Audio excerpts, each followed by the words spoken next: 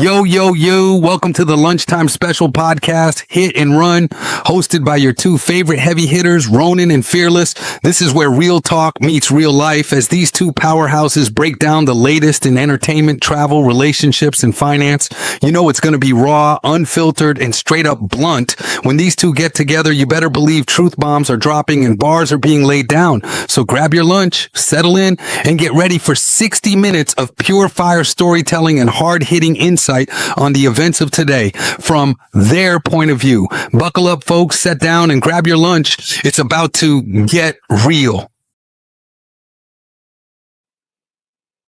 Nah, I'm just playing with y'all. Welcome to the Hit and Run Lunchtime Special. We have a special guest here, but we're going to be talking about a subject that everybody's already fearing, and I doubt they even really know the definition of what DEI means. But there's been several well, let's put it this way. There's been several news reports that have come out speaking on this, especially with Walmart and some other companies. So just to refresh everybody's memory, I'm going to go ahead and start off with the Walmart video. Conservatives fighting back against corporate DEI may have scored their biggest victory yet. Walmart, the nation's largest private employer, just announced it is rolling back its diversity, equity, and inclusion initiatives amid outcries over so-called corporate wokeism and claims that DEI is more divisive than inclusive. Walmart says it's ending racial equity training programs for staff, evaluating programs designed to increase supplier diversity, reviewing funding of pride events, and removing sexual or transgender products marketed to children.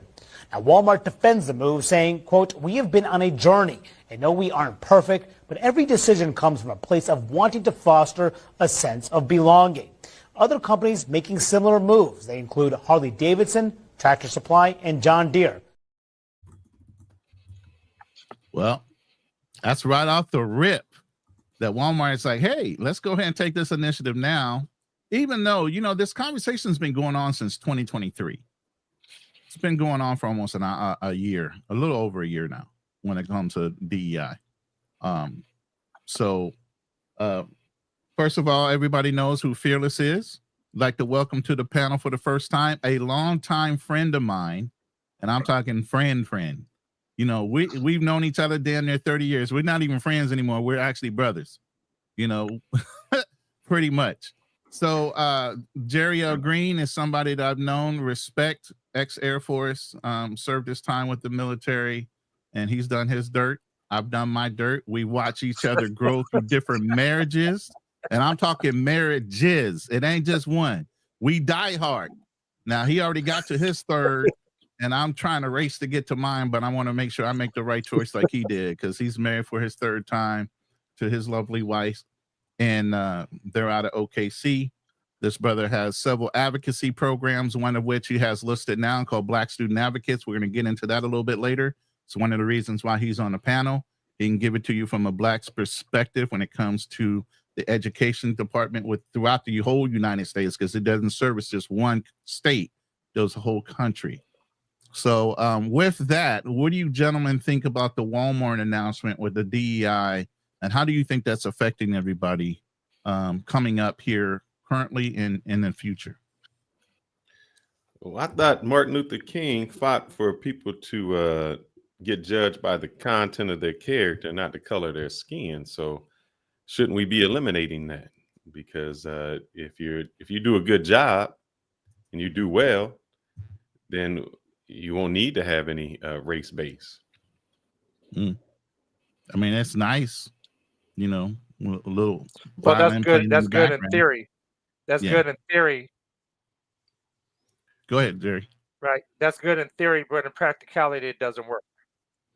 Well, the reason I say it works is if you do good, I'm saying it's good in theory, but in practicality, it doesn't work. Well, expand on that. Why doesn't it work?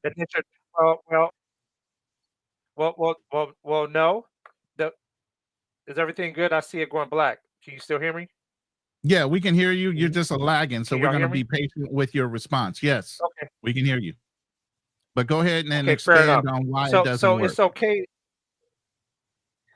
Right, it's good in theory, but you still have people that are in seats who still have prejudices and prejudge others by the way they look and by other things that are many times to them are disqualifiers. So that's why you have to have programs to check a box to bounce against to make sure that everyone is getting a fair shake based on the broad spectrum of what's going on in society today. Well, let me ask you a question. I know that I hear the SATs and ACTs are racially biased.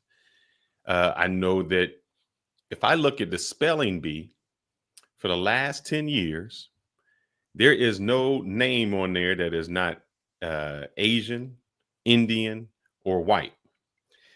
So how can you be in a country for 400 years and still not speak the language? And a person can come over from another country and beat you in spelling bee in your own language. That would be like me going to Latin America and being able to spell their words better than they can spell their words. And then I blame it on a racial bias or some bias like that. It seems to me that you're just being lazy because, like I said before, you can choose between a basketball court and a library. Those other races choose to go to the library. If you choose to go to the basketball court, the results will show you what that is. So how can I help you and push you if you're not willing You're going to to? speak, Alex? You want me to go? Oh, how can I help No. you and push you if you're not Lan- willing to do that for yourself? All right, you landed your plane. Give him a second to respond because he's got a little time delay. All right, Jerry, I'm going to go ahead and let you respond first, and then I'll respond too. Okay. So it's about opportunity and it's about priorities. Many times the spelling bee parents don't get the information or time on time, or it's not important to them to put their kids in spelling bees. That's just the reality of it. Many times parents don't even understand the full of how school districts work. So others come over and they have opportunities presented to them, and then they spread it among their community, and they're not targeted in schools because of what's going on. Again, I do this work across the country, and I see the difference in how someone is targeted versus someone is supported. And it's a big difference because of the perception that, oh, this kid is smart. So now you're going to afford them opportunities versus this kid is not. So now you're going to limit their opportunities and discipline them out of school because it's a little harder work for you to get them to get better grades. So what I see is that staff rather discipline students versus work a little harder to help them to reach all levels of success. Not only that, many people don't know that in school districts, it's not the student's job to rise up to the teacher. It's the teacher's job to meet the student where they are and bring them up. So let's just Wait, deal with that. wait. I get the answer too now. Oh, okay. I thought you was I the want moderator. the attorney thing going on now. Let me don't start cross-examining yet. Let me get mine out. So I hear what you're saying, Fearless, and I tentatively agree with you. I think the parents need to be fully active in their children's life as they grow up. And I understand a lot of times in our community specifically, because I know you kind of wean things into a certain arena, but I mean, and to tell you the truth, the fact is, yes, Indians and Asians are usually the top in spelling bees 99% of the time. Their aptitude for learning languages and understanding where those languages are coming from and how words are socially or built is really how you conquer the spelling bee. You got to know where the word comes from, how it's structured, and a lot of cultures have that advantage over Americans that are kind of dim-witted when it comes to the exposure of multi-languages and where languages are built into within our own culture, which is sad. Secondly, a lot of parents, even if they're two-parent households, both of them are working. Whether that says they care about their student or not, that's one thing. But a lot of the foreign nationals, when they come here to learn, there's usually a mother that's a solid mother that sits at home and helps the kids with their homework on a regular basis. So yeah, you can go into the dynamics of family, parenting, and whether they're really checking on their child as a student and what they need to learn. But I can also see the other side of it where there are social biases with teachers automatically excluding certain students from being able to do things based on their own prejudgments whether they feel like they're qualified to even compete because they automatically are giving them a negative. I can see that side of it as well. Whether you want to call it colorism, racism, or the fact that they just don't think they're capable of competing at that level, but given a chance. But I also understand a teacher's love of supposed to be teaching should mean that she challenged, or he, because I know male teachers as well, they challenge themselves to get through to each one of their students. They should be able to socially identify what students need more help and what students do not need help. But because of the way the system is, and they're not backed as much funded wise, and they have to come out of their pocket for a lot of things, they don't want to waste their time on a lot of students. So they don't sit there and try to learn each individual student to figure out what weak points are and what weak points there are not in that one student by student that sits in their classroom. Same thing in the military. We weed out guys that are weak. We weed them out because we don't have the time nor the disposition to want to sit there and tell somebody something repeatedly over and over again to learn something. But that's not the military. This is what we call public education. She should be able to identify that student. Now, if that student is lacking, there are programs that they can put that student in. Are the teachers voluntarily throwing every student in special ed? Damn near, if you want to look at it. So there's a lot of things that start in from kindergarten all the way through high school when they start separating and disseminating what students can and cannot do something just because teachers don't want to apply themselves in the school district before they even get home to learn the homework, and whether the parents are actually actively in their students' lives while they're going to school. And I'm going to land my plane and go ahead and let you cross-examine. Right. Well, I know that he said that, the teachers need to go down and teach. That's a fallacy. Teachers teach for the middle of the road. You can't continue to teach for the bottom of the barrel, because that means. So let me respond to a couple things you said. Can we go point by point, or do you want to let them get everything out? Because there is a lag. I don't want you guys to have to talk over each other. You want to go point by point? We can go point. We can go point by point. Let me give a case study. Okay. So in Southern California, I went to a meeting at 9:15 in the morning on a Tuesday. There were over 200 Hispanic moms in that meeting. Mm-hmm. Why? Because just what you just explained, that in certain cultures, the male go to work and the woman stays home with the house. In our community, it's commonplace that both parents go to work. So we have to make sure that we don't set one standard as to what parent involvement looks like, as if, oh, we're having a meeting at 5:30, and because you can't be here at 5:30, mom, dad, you don't care. That's the storyline that districts say all the time regarding the Black community. And then when they do show up, now they're not included because they know many times once the Black family finds out how the system works, then at that point they start asking and demanding more things from a school district. So the value for the school district is to keep parents really away from the site, because when you start learning how it works, then you truly take your power back as a parent who's engaged, involved, and putting demands on a school district, because the school district is basically no more than just any other service provider for your family. That's one. Item number two, special education. Their Black students, especially males, are over-indexed into special education. Why? Because school districts get more money when kids are in special education. But what is the business of school districts? When you have a student, say, everyone's worth, say, a student in a state worth $10,000, then you start adding different things to it, one-to-one, speech, and other things like that. Now that kid might be worth $25,000 to the district. You put 20 kids in a room, and now that room is worth $500,000 to the district. But now you have one teacher and one aide, and it costs the district $85,000 for that classroom. Okay.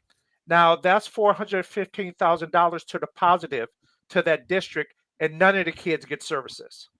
So I tell parents one of the first things you want to do when you're dealing with districts and your kids supposed to get services is ask for the service logs, because that shows that if your kid's supposed to get speech 30 minutes a day, 3 times a week, every time that service provider comes in, they should be signing the log like a timesheet so you can make sure your student is getting services. How do we have students, okay, that can't read or read on a second grade level in 5th grade, but then they continue to go through the school district and they don't advance?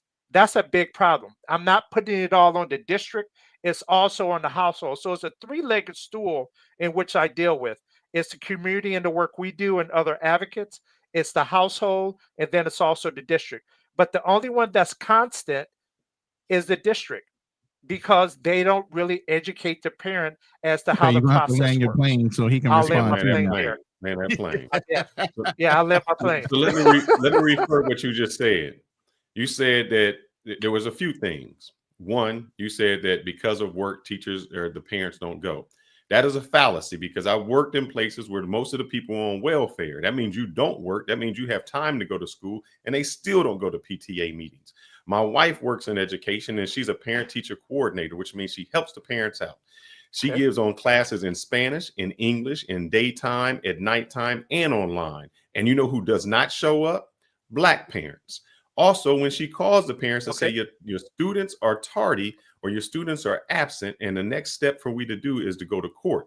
What can we do to help you out? And you know what they say? Don't call us anymore. We it's not our problem. So that's a cultural thing, and I can't help somebody who doesn't want to do it, and that's why I'm against DEI. If you can't help yourself, I can't help you. Also, you said special ed. Well, if special ed was so popular, then we should put everybody in special ed, because that would be how much we make more money. Put them all in there. That would increase it, but we don't do that. We only put certain people in there. And in order to qualify for special ed, you still have to take tests. Then tell me this: if you are in special ed, that means you're getting one-on-one attention. Why aren't the Black people in special ed still increasing in education? They still aren't doing, they're still lag behind. If I have a classroom that has 20-1, and then I'm going to a classroom to 5-1, that means I should be getting the attention, it should be getting my skill up, and that's still not happening. So we go back to even other tests, ACT and SAT. I know we talked about spelling bees, but in ACT and SAT, we Black people are the lowest, the furthest. How do we do that? If you're the lowest of taking the test, and I'm looking at it right now, Asian, mixed race, white, Native American, Hispanic, and then Black. So how can you say that you want me to give you special treatment, but you're the lowest in everything else? If your parent don't show up to help you out, if they're not concerned, how can I as a teacher be more concerned about you as a student than your parents are? I am there to teach. I am not there to babysit. Okay, and you landed So your plane. Hold on. Wait. I need to jump in here occasionally. Can I get in? so Can I so, get so let me in? say this right here. Let me say this. Some points you have made are valid, and I'm not going to give the Black family a pass. So I will say that, but I will address it after Alex, some things you said. Okay. So, I mean, Jerry did address some of the things where you talked about parents having to go to work. You bring back a very good point. There's a lot of women that are on single mothers that are on welfare. You bring up another good point where the teachers are concerned about those students. Like I challenged and said, it's up to the teacher to identify issues within the student to help address and further them along in their education. But then the biggest downfall is, like you said, Fearless, is when the teacher out of concern calls the parent and the parent is non-reactive and does not care. And again, unfortunately, the child is suffering. There is no right or wrong answer in anything that we're talking about right now. Unfortunately, we can only talk in generalities because it takes the parents to have to initiate and care about what's going on with each one of the students in the school. You're absolutely right. It is nobody's responsibility to babysit somebody else's child. They brought them into the world. They should be responsible for them. And the teachers absolutely should be attempting to challenge the student and to do their job by teaching them. So there's certain points that you brought up that are kind of impassable points for the simple fact that it still has to initiate and start and end with the parent caring about that child. And when you have the opposition, like you brought up, of a parent outright telling a teacher, don't bother calling me, it's not my problem. I don't know if we need to start a national, hey, you need to go pick up this kid and put him in a home, whether that helps. Figure out whether that parent is using that kid as money, and they should actually give the opportunity for the other parent to take that child out of the home and put him in a home where he's going to be better cared for. There's a whole bunch of underlying issues that goes on, especially in our community, that we've addressed in several lives that have further reaching issues than just the DEI situation. But to your point, I think both of you guys bring up valid points, and I'm going to land my plan and let Jerry go ahead and kick in from there. So the biggest issue across the country, and it's been this issue since 1964 with the war on poverty and LBJ, and he had two programs in there. One was follow through, and the other one everyone heard of was Head Start. And follow through was about Title I parents, and the easiest way to find out Title I is free and reduced lunch. That's the easiest category to identify it, is to get their parents involved. And he said it would be a better if parents are involved in their students' education. So that's a big issue across the board. It's not just the Black community, but it's across the board. So you're right. Parent engagement is the key to changing. So part of the work we do is as we come in, and we come in many times in an emergency situation to advocate for a student. But then after that, I encourage the parents to be on site a minimum of 12 times a year. Why is that? Because it's ABC. Always be checking on both your student and on the staff to make sure the environment is going to be right for your student. But at the same time, and again, I guess we're close to the same age, when Miss Green would come to school, little Jerry and all my boys act right. So that changed the environment right there. So now if we get 100 to 200 parents showing up 12 times a year to the school, that should lessen the discipline that staff have to deal with to make it a more enjoyable environment for all the students to learn and for the students to have a good experience while they're at school. Because some students really love learning, but because of distractions of behavior, they can't get an education. So one thing we do is we stand on ed code. We're not going to defend bad behavior. I get calls and I tell parents, your kid should have been expelled for that. But let's make this a teachable moment and let's get them in an environment where they can get the help they need. So something else we need to talk about and we overlook is the traumatic situation that the parents went through. When the staff told the parent, you're not going to equate to be anything. And now that teacher is now the principal or the counselor and their little kids going to school. So that's also something we got to think about, is how traumatic it was for kids to matriculate through the system now who are adults. And now because they don't want to go. And that's the first calls I was getting is, Jerry, I needed your help. I don't want to go to the school because all of them at the board meeting are educated. I don't want to look like a fool because I can't speak in front of them. So we need to look at the big picture, and it's multi-layered. It's so many different things going on that we need to unpack and say, what's the best way we can help this and we can help this family? Because what I learned is wraparound services when I get involved. It's not just like, hey, do y'all have food? What's going on? So then I can support another area. So it's multi-layered. It's just not one thing. The traumatic situation of the student getting in trouble or being bullied is when I get the call, but it opens up everything else. I'll land there. I think a lot of times what I'm hearing, I'm sorry, I just keep hearing excuses. And Okay. we do crutches. For instance, I understand the free lunch. I understand why it was implemented, because if you are hungry, it is very difficult for you to learn. But what happened is it took the responsibility off the parents to say, I want to feed my child.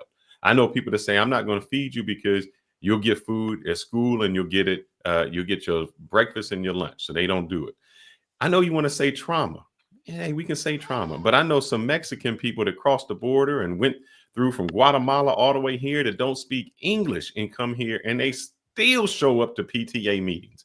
What kind of trauma is that? When you was looking at gunfight, don't have anything, it's 10 people living in a 2-bedroom house and you don't have nothing. But they still show up because they feel the importance of education to get them out of that situation. We do not value it. And if you cannot go to a PTA meeting, but you can show up at your kid's basketball game, football game, cheerleading, that's a problem on you. What happened? And then we get upset because later on you were not. I agree. I agree with that. I agree with that. So the reason I would say that DEI doesn't help is because you failed early. And now you want later in life for me to help you out when you didn't do the work early. You didn't go to the library. Now you want me to take you who maybe don't qualify. All right. Look, well, let's just say this. Hold on one second. Let me play a video real quick. Let's take a break for a second. I'm going to play a video of this college professor that was in charge of DEI. Okay. So let's play that and maybe we can put us in the back so we can see them all. Diversity, equity, and inclusion are everyone's responsibility. You've been hearing about DEI training. It's supposed to make us aware of our unconscious prejudice. But a former DEI trainer, rhetoric professor Eric Smith, says today's DEI training does more harm than good. Here's my entire interview with Smith. People do need to be woken up. Yeah, and that was the point. Diversity walk or something like that, when somebody says how many people grew up in a single parent household and things like that. If you were encouraged to attend college by your parents and your family members, take one step forward. The diversity or privilege walk is supposed to teach us how much more or less privilege we have. If you grew up in a household with 2 parents, step forward. And at the end of it, the most privileged people are in front and the least privileged people are in back. I did that, but it wasn't to guilt anybody. It wasn't to say, you need to check your privilege. It was to say, look at the world here. Look at what's going on. We should be aware of these things. Why not tell people to check their privilege? Some of us have privilege. Yes, but some of us are accomplished, and that's being called privilege. And I think that's unfair. It's one thing to be born on third base and act like you hit a triple. It's another thing to be born on first base and still second, right? And again, third, that's an accomplishment. And that's frowned upon now? Well, it's frowned upon by people who find it strategic to frown upon it, yes. If you can keep this race thing going, then you will always have a business in getting rid of racism. Even Ibram X. Kendi proposed a branch of government, right, regarding anti-racism. And what do you need to justify that? You need racism. It's in his best interest to perpetuate racism, in order to maintain a career. Then there are people who are like, wow, well, this is a, billion-dollar industry. I'm going to get in on this. Do my trainings and things like that and accuse people of racism just to keep it perpetuated, right? To keep it going so that it never goes away, so that I keep making my money. It is a multi-billion-dollar industry. Yes, it now. is. Every big company. Yeah. They feel they have to. Right, and there it is. They feel like they have to. They have to say something. They have to signal to the world that they're doing something. Whether that something is effective or not is secondary. Is it effective? It doesn't seem to be effective, no. In fact, it seems to be doing worse. It seems to be making people less likely to interact with people who are unlike them, because it's like a minefield now. Less likely to interact? Yes. After a training where you hear things about microaggressions, right? Microaggressions. If you ask somebody what they do for a living, somehow that's racist, right? If you learn that, then why would you take a chance? I better not talk to Eric because I might say something wrong. Precisely. Any other ideas about this not working? Well, if you compel people, to go to certain things just out of pure resentment, they may, back away and rebel. I saw that myself even when I was doing diversity training that wasn't especially woke. All this money is spent, all these courses, all this time. Why doesn't it get the results they want? Well, it might be getting the results they want. Depends on who you mean by they. Why doesn't it bring racial harmony to the office? Because diversity, equity, and inclusion, those words don't mean what most people think they mean. Diversity is diversity of bodies, of skin color, ethnicity, not of thought. You know, you can have many different bodies, but they have to be, you know, basically on the same page ideologically. That page is often something akin to critical social justice. Inclusion means, well, you can't make people uncomfortable. And Let's stop it at that point right there, and let's talk about what he just said. Let's come off the education and specifically speak to some of the points he brought up. Accomplishment versus being privileged. You're So always going to have people who hang are on. Let me say something too. All That so let me say something first. So I am the Black student advocate. I help anyone who calls. I don't cherry pick because a student being hurt is, again, we go and target Black students because we know the numbers and we see the numbers. And that's the majority of the issues we see. But all students are bullied, harassed, intimidated. So anyone who calls me, we help. So I want to say it's not just a racial thing. And when we hold school districts accountable, it's because they receive federal funding and every student is supposed to be treated the same. And that's how we hold them accountable. So go ahead, Alex. All right. Well, I'm let me gonna let address this Fearless real go ahead quick. and address what he First, I'm heard- going to address he heard on JoJo. the He said, Okay. JoJo said racism is a part of the American culture. And what I pointed out, if you just got here, what racism is it in spelling bees? What racism is it in SATs? What racism is it if your parent does not show up and they on welfare and they're not helping you? What racism is it if you choose to go to the basketball court and not the library? Those are not racist things. Those are cultural things, and those are things you choose not to do. Other cultures made a change. There was a time in the United States where if you looked at Asians, we made fun of them. I remember Jackie Chan or the guy who was like the detective? It was always like the idiotic Asian person, and they, had no sense. And they said, no, we're going to make a change. We're going to develop something different. So they culturally changed and accelerated. So if it's DEI, where do they fall in? Do we say because you are smart, because you are excelling, we need to limit your admission to a school? If I'm a business, how do I make money? I make money off of the people who are contributing to me or are helping out and boosting. It's not by saying, hey, I got to help you get to a certain place. I do coding and IT. I can't tell someone because you're not qualified that I got to assist you getting somewhere. You got to kind of come through the door to do that. If So not, then tie that back to accomplishment versus being privileged. back to Are you accomplishment. accomplished or are you being privileged? You would be Wait, let me finish. accomplished. Are You would be you working accomplished. through your accomplishments or are you Correct. working through a DEI hire? And how do you know your company didn't say, oh, he's a Black mixed man versus the white man, so I get to tick off 2 boxes because I have a requirement within my company that I hire so many people? How do you know you didn't slide in under the DEI hire situation? Because that I could have gotten hired, but they would Mhm. not keep you around.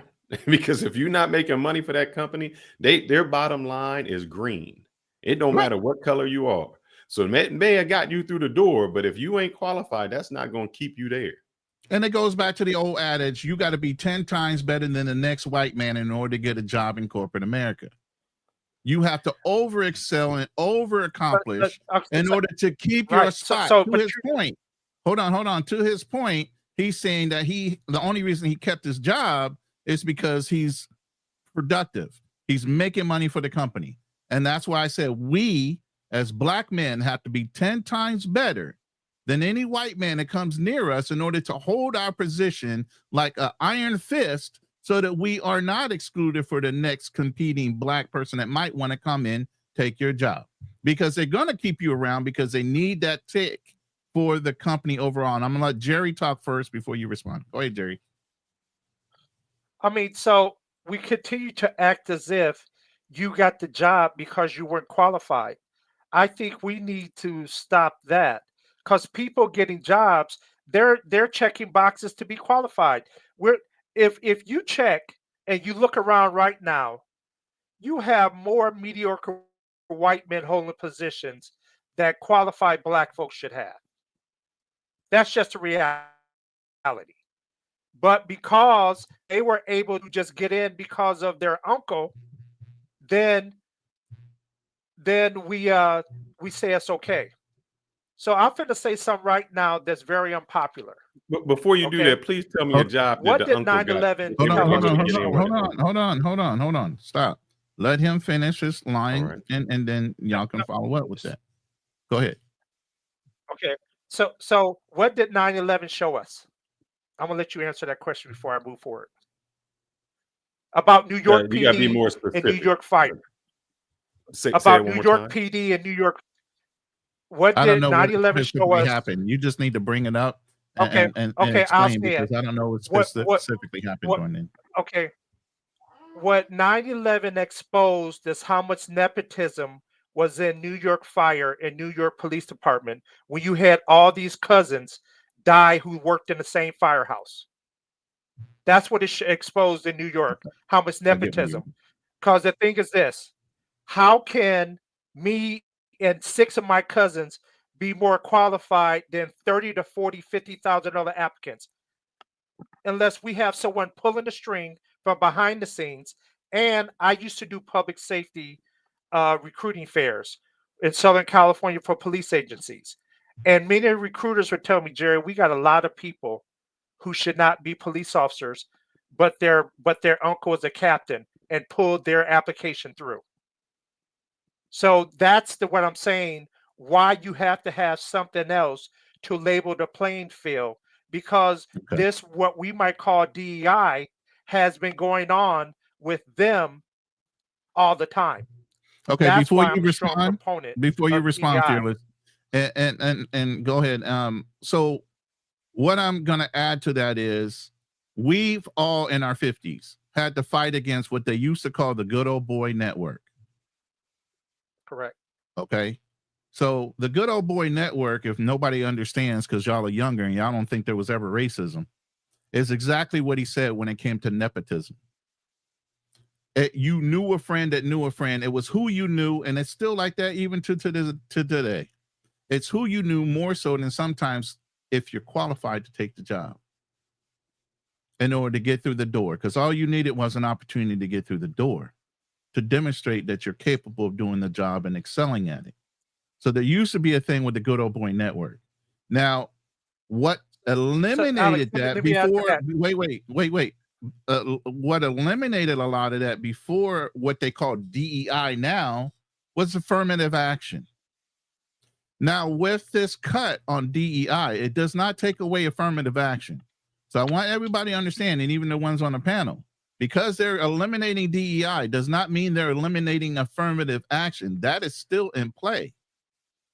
So there still has to be a consideration when you're hiring somebody. And let me go through what affirmative action is. For those that don't know the differences, affirmative action is defined as a set of procedures designed to eliminate unlawful discrimination amongst applicants, remedy the results of such prior discrimination that prevented such discrimination or prevents such discrimination in the future. Again, the nepotism part of what used to go on inside of the good old boy network. So while they're talking about DEI going away, they cannot eliminate affirmative action both at the same time. Now go ahead to who's going to make their point first. Wait, stop. No, you're muted, Fearless. If you're talking, I will. Yeah, I will. Let me share this with you because I think this is where the issue comes in at. So I pulled up something from a civil service person that's taking. Here are the names on there. This is the problem. All of these people, in a sense, are qualified. But what happens is usually, and this is how this exam goes when they break it down by race, let's just take, these are 28 people. So the top 10 people may be white males. What they'll do is they say, well, we already got 5 white males, so we gotta stop here at number 5, who they got an 88. We got to go all the way down to Brian Smith, who scored a 71 because he's black, and we got to hire him. That's where the issue comes in. So yeah, they may be qualified, but they're not the top of the list. So when you do civil service, I don't you're like taking that little C there. Does that C mean colored? No, that's probably a middle initial. That's a middle initial. Oh, okay. I was about to say, ninja. Hell no. But what they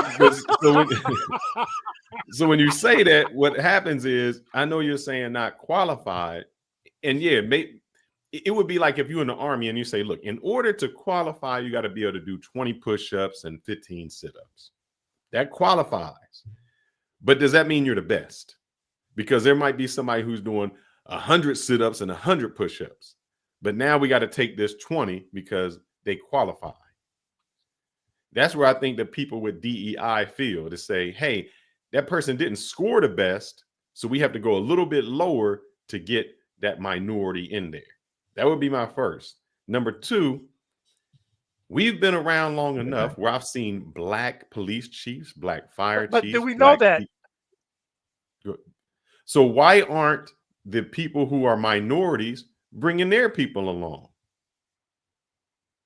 Why is it? And this is it, you know, and it has to, because it's, I can't say systematic, but why aren't those people bringing their people along? Why are they discriminating against their own? No, some do. So I don't know if y'all ever watch, and I'm finna validate what I just said about NYPD. So I don't know if either one of you ever watch Blue Bloods. Mm-hmm. What do they refer to the job as? The family business. Family. Mm-hmm. The family business. Correct. But let me ask you a question. If you are familiar with someone, are you more apt to hire them? Meaning, yes. And that's just what it is. So usually what happens in those families is the dad says, I'm going to be a police officer. Then the brother says he's going to be a police officer. So then they have kids, and the kids say, I want to be a police officer like my dad. And that's how it gets generational, because they follow in the footsteps of their father, and they've always been around there the entire time. So they know the business. They see the ups and downs, where we don't, where we later on say, well, maybe that's what I want to do. And then, you know, that becomes difficult because you're not familiar. Everybody hires because you're familiar with someone. So let's go a little further. We have always had the code switch. We go to work during the day, and that when we get off, we got to go home and be with our family and where we're comfortable at. Mm-hmm. So, but if me and you look alike, after we get off, we're going to hang out, and I'm going to see your kid, and I'm going to get to know your kid over the years. Right? Mm-hmm. So now when you get ready to get on your department, because the kid gets ready to get on the department, now I'm familiar, so I endorse it just like that. But also, we have to code switch, and we like, I got to be a certain person at work. I got to get home to decompress and let my hair down. So, and the pie theory is performance, image, and exposure. Many times, Black folks think, oh, I just do a great job and keep my image clean and I'll get promoted. But no, it's about going to drink with the crew after work with the exposure. Mm-hmm. And that's part of the corporate game. Yeah, that is, that is right. We have to get home. Yeah, but because we got to get home and decompress and be with our own family, we can't many times socialize in that, so we miss out on opportunities. And that goes back to the person might not be qualified as much as you, but they're exposed because they hang out with the boss. So that's why you got to have always been, sir. It doesn't matter. It doesn't matter. Okay, pause. It don't matter if you Black, white, or indifferent. That's why women, when they say I got a kid, they can't hang out at the golf course. It's always been like that. Right. Most of deals and promotions are made after work. That's just how it's always been. Correct. Number two, it's just what you're familiar with. So just like I'm in corporate, I can say the same thing about somebody like Eminem. They say, well, he wasn't hanging out as being a gangster, so he's not, he can't move up the ranks as us. He wasn't hanging out in the streets, so he can't move up like us. We do that amongst ourselves. So how can we be mad when it gets done to us when we do it to other groups anyway? It's always been that familiarity. Okay. So let me say something else also. Back to affirmative action. Affirmative action has been the greatest recipient of affirmative action, what has been white women. I got to look that up. How are we saying that? So you're saying affirmative action benefited white women more than it benefited colored people of any race? Yeah. Yes. Now, the thing is, why are we looking it up, brother? My thing is this. Let him finish. Okay, hold on. You look it up and let him expand on why he's saying that. Because Buck just said DEI programs benefited white people and gay people more than anybody else. So not only did affirmative action, but now you got a second person saying DEI only benefited white people and gay people, if anything, other than us. So both of these programs had nothing to do with us? No, Go ahead, I'm not going Jerry. to say that. I can't say that. But on the affirmative action side, when it first came out, what you would find is even in the government space, you would have the wife now say she's a contractor. And it was really the husband behind the scenes, but because to get the contracts, Back on woman business, she would say she was the, right on, she would say she was the owner. But it was really him doing all the work. But black people do that too. I've seen black people say I'm a minority-owned business, and all they are is the figurehead. And they don't hire any black people to do the work. I've seen it in construction when they build a stadium, where they say we need 20% minority, and they would be a black person would be the owner, and everybody he hires is white.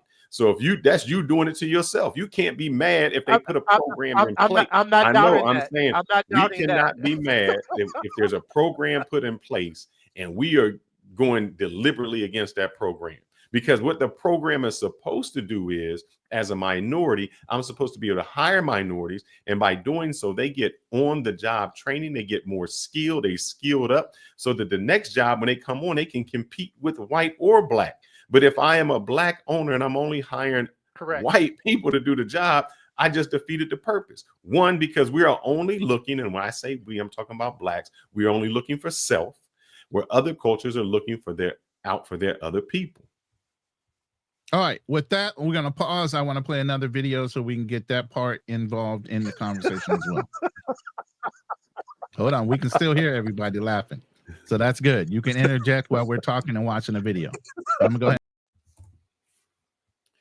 All right. So here goes one issue, guys. And I know you didn't like this, but if I am Harvard, I am going to continue my legacy admission. Do you know why? Harvard has $50.7 billion in endowment. That endowment comes from the people who attend there. So if I let someone in and I let their father in, I know I'm getting money. We don't do the same. Black people don't give back to schools. That's why Central State in Ohio is one of the worst schools and one of the most poorly funded schools. I told you it's about money over color, because legacy admission gets in higher than any type of admission, whether you white, black, Asian, or whatever it is. So it always comes down to money. I understand we want to say race, but sometimes it's that mighty dollar. It always is. So if we're going to talk about education, then we got to talk about the hustle of education. Because students are going, and I got people at systems in Louisiana, systems in Georgia, faculty, and at UC. And he says, Jerry, these kids acting like they're learning and we acting like we teaching, because the kids are not prepared, and that's across the board. But again, you look at the money game. What is the Pell Grant? The Pell Grant is guaranteed income. no different than someone who's on EBT. Money hits the first, Walmart gets about a third. So we got to look at really what it is. It's a money system, and education is a filter system. If you can matriculate 4 years, 5 years, whatever, and get a degree, and then it says you can start and complete something, unless it's a hard science.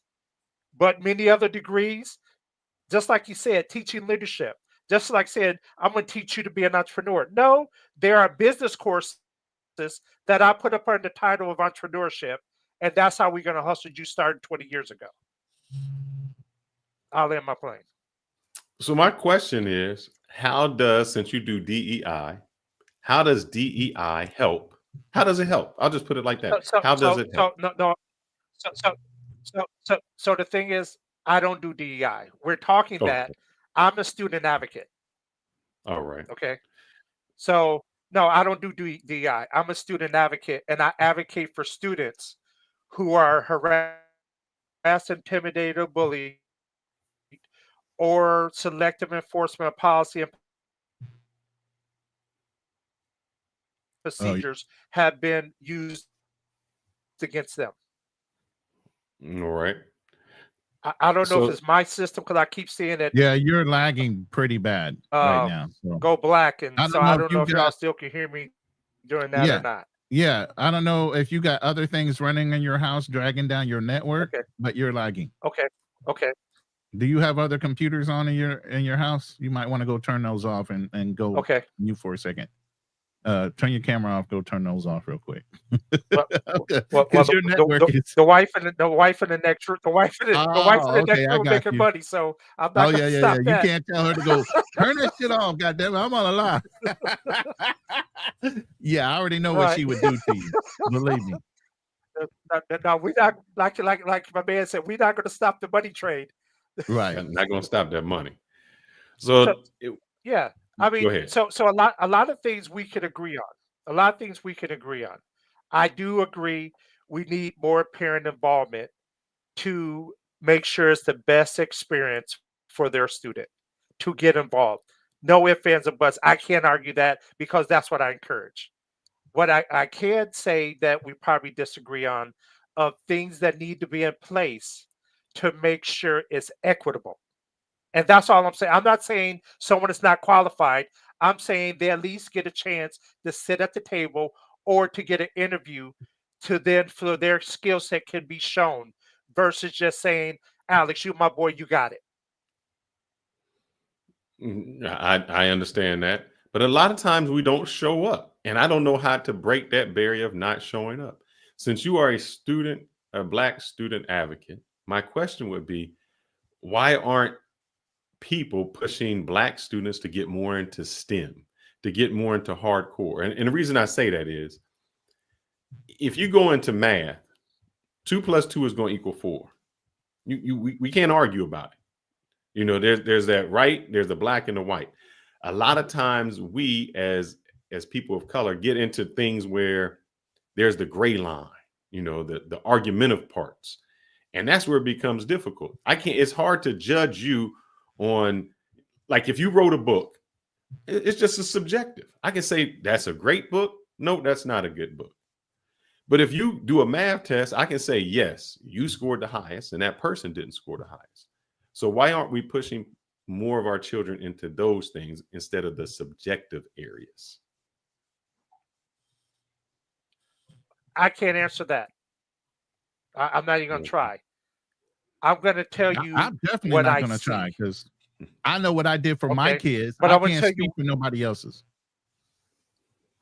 Right, but I'm going to tell you what I see. We look at, and I would encourage anyone who's watching this the recording to, if you get your kids in baseball, but baseball is an expensive sport. But when you do that, kids start understanding averages and everything else, and that helps them in math. I tell kids to say, do you like, geometry, trigonometry? They say no.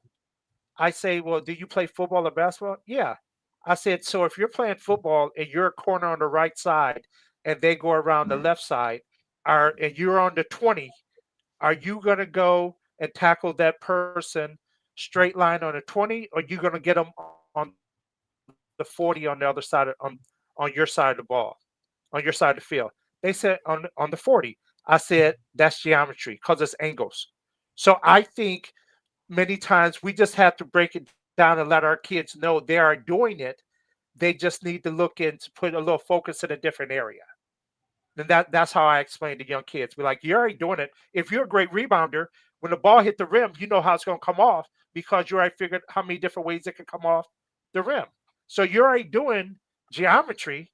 It's just how you're going to relate that to the classroom and things like that. Something else you got to look at is how many kids of color, Black students, are not placed in advanced courses. That's a challenge too. Yeah, but some are not qualified. I would say that, and I would say to the ones that again, yeah. They have to be. First thing is we got to take that away. They have to be qualified. I'm not saying because we're just going to set that kid up to fail, and that don't make sense. So first thing is any conversation of words coming out. First thing is kids or adults, they're qualified. I'm not going to say I'm not going to take anyone at my company who's less than. So real quick, would it be best? I got a question for him. Would it be best instead of making it race based, should we make it financially based? Meaning, what's the difference between a Black kid that grew up in the suburbs rich and a white kid that grew up in a trailer park poor? Are they the same? No. Does the white person have more privileges? Oh yes, they have more access. Not necessarily. You're saying the white person that was in a trailer park has greater privilege than the Black dude who grew up in the suburbs with money? No. Oh yeah, he got privilege. He has privilege just because. Hang on, listen to me. Let me break it down. And I might have used the wrong word, but what I'm saying is, if you just look at him and someone else, right away they're going to say, "What did you say earlier?" You look at people who make you feel comfortable, who look like you. Sure. So if people don't look at those, look. Chris Rock said it best. No, listen to me. No, listen to me. But if we're both looking the same, not that one has a suit and not that one has anything else. I'm just saying looking the same from just looks, not dress them up or dress them down. Because people who really got money, they ain't showing it. But I'm saying, so, even but if we just look at that, you can say, but here's the thing: it doesn't matter where a Black man. Listen. Let me say this: doesn't matter where a Black man comes from. He's still judged by being Black first. So yes, when a white boy and a Black guy walks in a door, the white kid is automatically going to get a better consideration without knowing his history at all, just strictly on skin tone alone. It does not matter where he came from. He's still coming through the door without knowing his history is always going to get the first look. That's just facts. Where at? You ain't going to be able to discredit where at? Because if you go to the basketball court, that white dude coming to the court ain't getting the first look. We ain't say basketball. We talking about companies. We talking about business. When you walk through a door, a white boy is always going to get a first look until they start breaking down the background of each person. Then maybe the brother that maybe came from a better neighborhood might get a little more consideration depending on his elevation of education. Ronan, a chick with a big booty gonna get the first preference till she open up her mouth. Exactly my point. But so I'm saying, can never discredit a white man walking through a door versus a Black man. But the thing is, no matter what leg you on, somebody is always gonna get a first look. That first look. Right. But a good company ain't gonna hire you on that first look. And it goes back to what I said before. In the good old boy network, which has never changed, you still got to be 10 times better and accelerate in so many more things to get that job as a Black man than a white guy. And that's only if the white guy or the white lady doesn't know somebody in the company that's going to give them a leg up and give them the recommendation. I don't see the 10 times better because I work in IT and the Indians get much more privilege than any white dude. And you don't think those other Indians are suggesting the Indian families that are around them, hey, you need to come get this job because they know? Yes. Well, then that's the same difference. They just have taken over a precedent. They have taken a niche. Listen, They have done the same thing that white people have done. They have captured a niche inside of an industry, and they continue to recommend their same people. Yep. That's the same thing that we were dealing with affirmative action. We do the same thing. Other races have started doing it. Hold up. too. We do the same thing. The problem is we have not conquered education, because if you go to the basketball court and a white dude show up and you got a tall black dude, hold up. Black people are good what with I'm is saying sports. is the same thing. We discriminate the same way, Ronan. You so racial. We discriminate the same way. The problem is we have not excelled in the education part. You so racial, man. Why you gotta keep up bringing up sports with us, man? Put us in a So Ronan and Fearless, let me tell you what I experienced in my life. I'm gonna put the stream in here, so we're about to drop the link so that everybody can jump up here and get involved with this conversation. We've had our hour, so we're gonna start getting other people. Black Man Trout said I'm speaking nonsense. Go ahead. Okay. Go ahead, Jerry. Get your story. So Fearless. So Jerry L. Green doesn't create any kind of social economic discourse.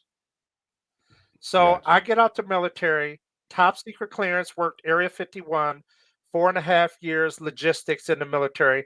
I'm applying in Vegas to positions. And back then, that's when you had the little white voicemail box. I don't know if you remember that one. When you back in the day, you come home, you push it, and it, you know. So I used to put my phone up to it so I can play my rap music. With the music, you know, you didn't have no MP3 player. You had to play your music and then do it. Like, yeah, I'm here.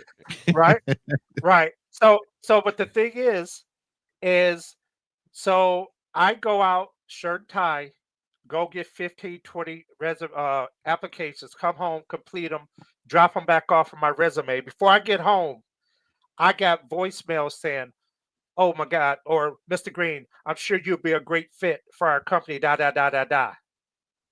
I show up, they say, "Jerry L. Green." I said, "Yes, that's me." They said, "Oh, you don't look nothing like we thought you looked because of your name." There you go. Look at Alexander Winston Foster Sr. and think that I don't get looked at twice when I walk through a door. Okay? And I sound the way I sound.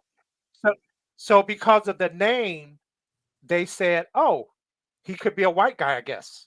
And we're with it. But then when I show up, "Oh, you're Mr. Green."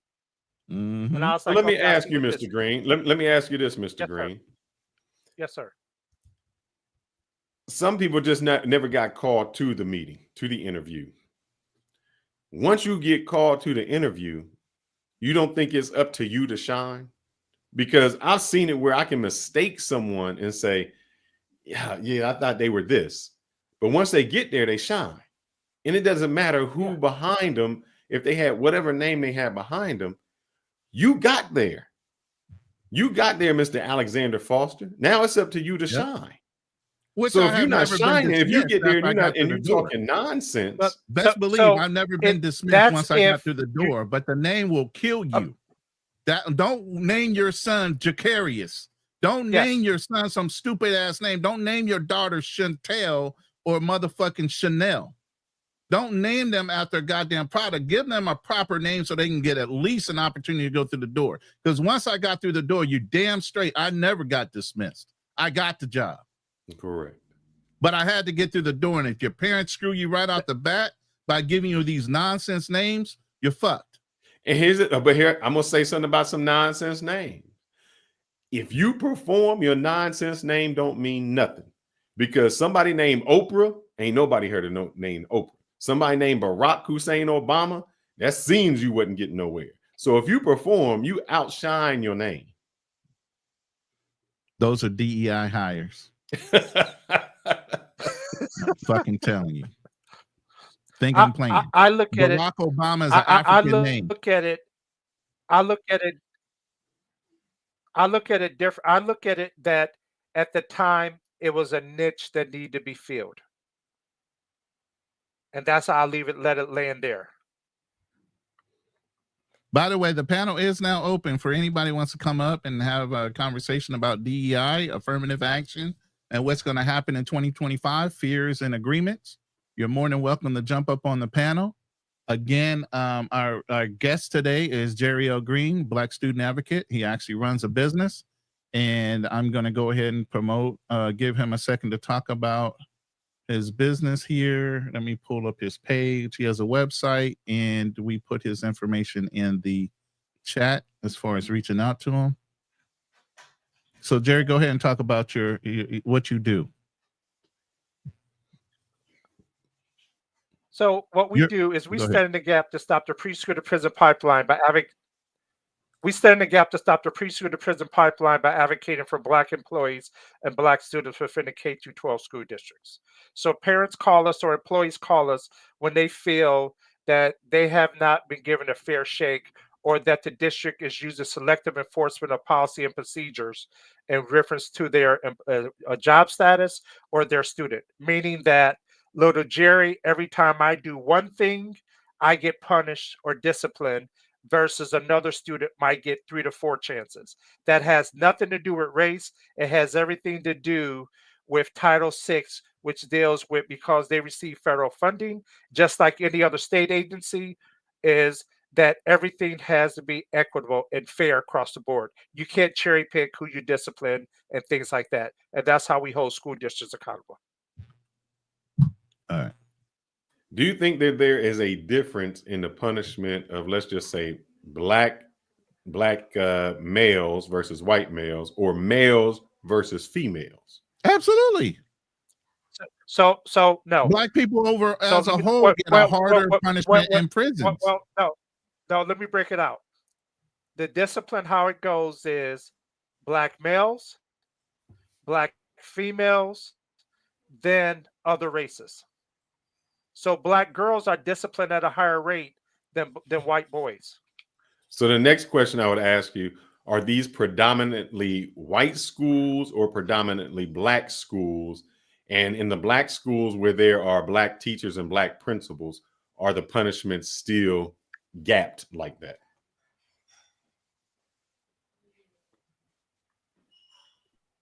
Go ahead, Jerry. No, because if you got Black schools, it's across the board. They're Black students. So it's hard to aggregate that information. No, what I'm saying is, hear me? if you have 75% Black students and 25% white students, and who's getting punished more? And then if you do the verse where you say, okay, I'm in a school with predominantly white children and less Black children, how is that punishment out? And I wanted to know if and the reason I'm asking is I want to know if the teachers have more to do with the punishment. You know, like if you have a white principal versus a let me black say this principal. right. Go ahead. Jerry, go ahead. So let me say this. I don't get a lot of calls. If any.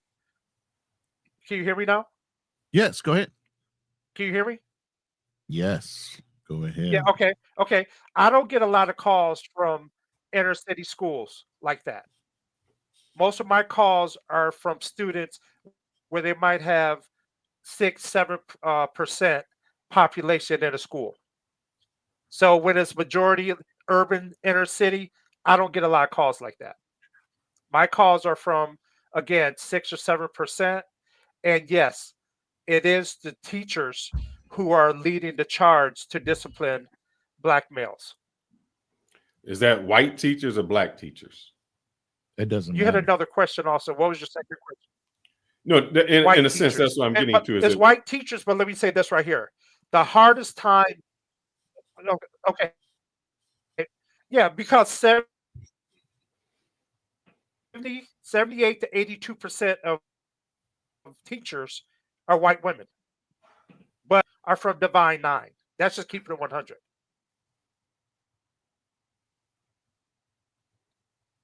You just broke up a little bit. Your wife must be making we money. We heard the She's Divine making that Nine. money, brother. We heard the Divine Nine, and a certain high percentage of teachers are white. So we heard that part. Yeah, 78 to 82% are white, but some of the hardest times I have with dealing with school districts are members of the Divine Nine. What is that? Break that down. The frats and the sororities and fraternities, Black sororities. Frats and sororities. Yeah. Yeah. Shout out to the caucus. Appreciate So it. yeah. Gone with all that bullshit. So they'll wear their colors on the weekend, but will discipline aggressively black students Monday through Friday.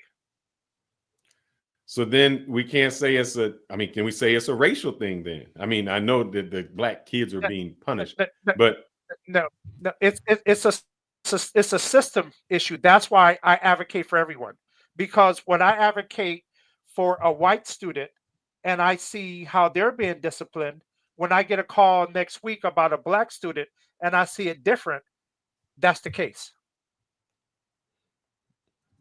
all right. You see what I'm saying? Mhm. Welcome Yeah. to the panel. Black Man Travels, part of the Lion's Den. Decided to join us on our hit and run today. What's going on, brother? And I see you were pretty lively in the chat. So what's going on? Let's go at it, brother. I think you're wrong when you're in. And Yeah, I will and- clarify what I mean by that. And this is what I mean by clarification. Any group discriminates.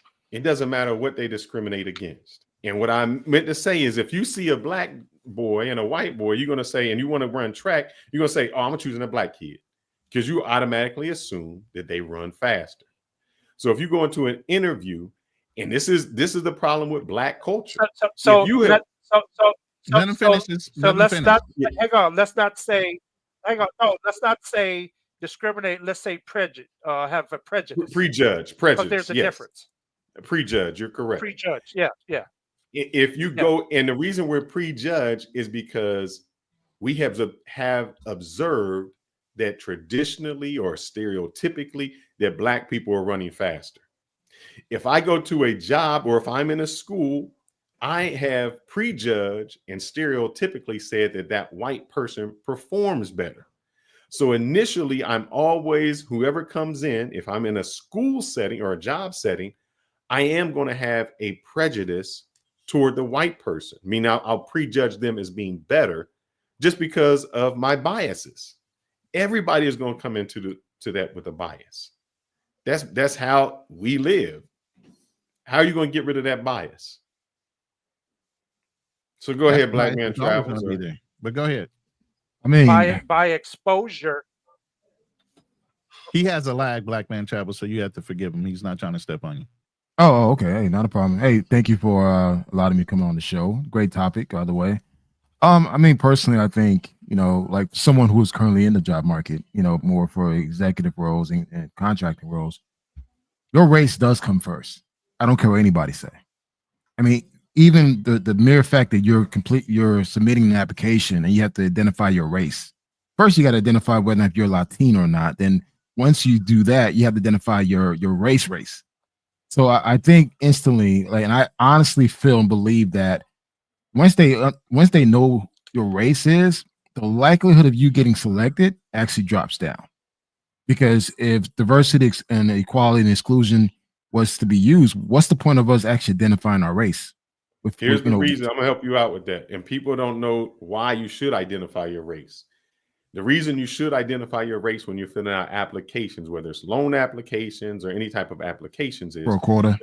The federal government takes that information in, and then they look at the statistics and say, hold up, you just gave 90% of your loans to white people in this, but you have not given any loans to any blacks. And that's when the government can step in and come in and say, hey, you need to loan out more to this group. Or even if with I understand. I understand the history behind that, but I think it doesn't serve us any purpose now in 2025. It just doesn't. And I think the government is not regulating the hiring practices of most of these companies, especially more in the private sector. Public sector, yes, because the public sector, you have to report these numbers. But in the private sector, you really don't. You really don't. Let me interject real quick, Fearless, before you respond to that. By the example you just gave, literally, it justifies why there needs to be either affirmative action or DEI considered. Why? You just said it. You just said basically if they do not have some type of preference to any other group socially other than a particular group, they are not going to be funded by the federal government. So then how do you get rid of something if it's used to monitor the overall performance of a company, That's and in whether the they have public preferential sector. treatment. That's in the public sector, meaning anytime you're It's loaning also something out. in the government sector. No, Yeah, that's There are public sector. requirements in the government sector as well. But the problem is, guys, the problem is that it's not regulated in the private sector. Most jobs are being offered in the private sector, not in the public sector. So again, you know, me identifying my race, whether or not if I'm Latino or Hispanic or black or white, whatever it is, what's the purpose of it? If we're strictly relying on someone's previous skill sets and experiences, my race should not matter. Shouldn't look at race at all. Should look it? at performance. So the question is, why are these applicants are required to submit that information in where it doesn't serve no purpose? Now I understand with disability. I totally understand that. Veterans, I totally understand that. But everything else besides those two, it doesn't serve us any purpose. If anything, it hurts us, the minorities, particularly black people. It hurts us more than it would hurt someone who is not black. And Well, I truly feel this. And again, guys, wait, hold up. This is over 20 years in the private sector. I'm an executive level. I'm not doing any grunt level shit. So even like when I go to interviews, like my first name, you can't tell me my race by my first name. People don't know what Kanal is. They pronounce it so many different ways. So until they go to my LinkedIn profile, then they realize like shit, Kanal is a black guy. Kanal, stop. No. Tell me Kanal is not a see. No. See, no. My name is Ken. Oh, wait. Hold up. Let me finish. Let me finish. Okay. My name is no. Let me put. See. Okay. I changed it to Kanal because I wanted to assimilate within the black community because I was raised in the black community. But my name is Kino. But Kino is a place in Kenya. You know that, right? I'm just but the thing is, most people don't know my race until, especially Thomas. Who the fuck think Thomas can be a black person? Could be a white person. Could be anything. So my first name, sometimes they don't know what I am until I say it, and I say Kanal. Then you think, oh yeah, that's a black name, but it's really not a black name because the way I'm pronouncing it is black. But if I would pronounce it around my family, it doesn't sound that way. That's your middle name, in other words. No, Kanal's my first name. Okay, but you just said Thomas. Thomas is my last name. Oh, okay. So if you look at Kanal Thomas, you don't know what I am. Now, well, Thomas is definitely an American name. It's an American name, but you don't know my race until you go into my LinkedIn profile. And then, like I said, your parent could have just screwed you with the first name. You know. So my question is this then, why we don't, you just talk about race, but you guys are veterans. Why is it if I take a civil service test, did you automatically get 5 or 10 points? I mean, I'm just as good as you. Why did you get points and I didn't? Why is that fair? I'm not a veteran. I know those two are veterans, so I'm asking them. You want to talk about fairness? Okay. Why is it that I can get 100 on the test? Me and you I can get a 91 on the test. You get a 91, and all of a sudden you got 110. Go ahead. I didn't catch the question for military. Go ahead, Jerry, because I didn't hear it. No, you heard it. I'll repeat it. In a civil service exam. Why is it fair? Yes. Okay. Go ahead, Jerry. Yeah. Go ahead, why Jerry. is it fair? One, because you know. One, because you know going in the room what it is. You know automatically that a veteran gets that. So that's one way that is fair. Oh, now don't make it fair. You didn't talk about that. We're rewarding. They don't make it fair. Here's the thing. Again, wait, stop. Jerry, stop. No. I'm gonna tell him just the way it is gonna be. Hold on, let me say this. Let me get this out. No, I gotta get this out. You want to know why it's fair?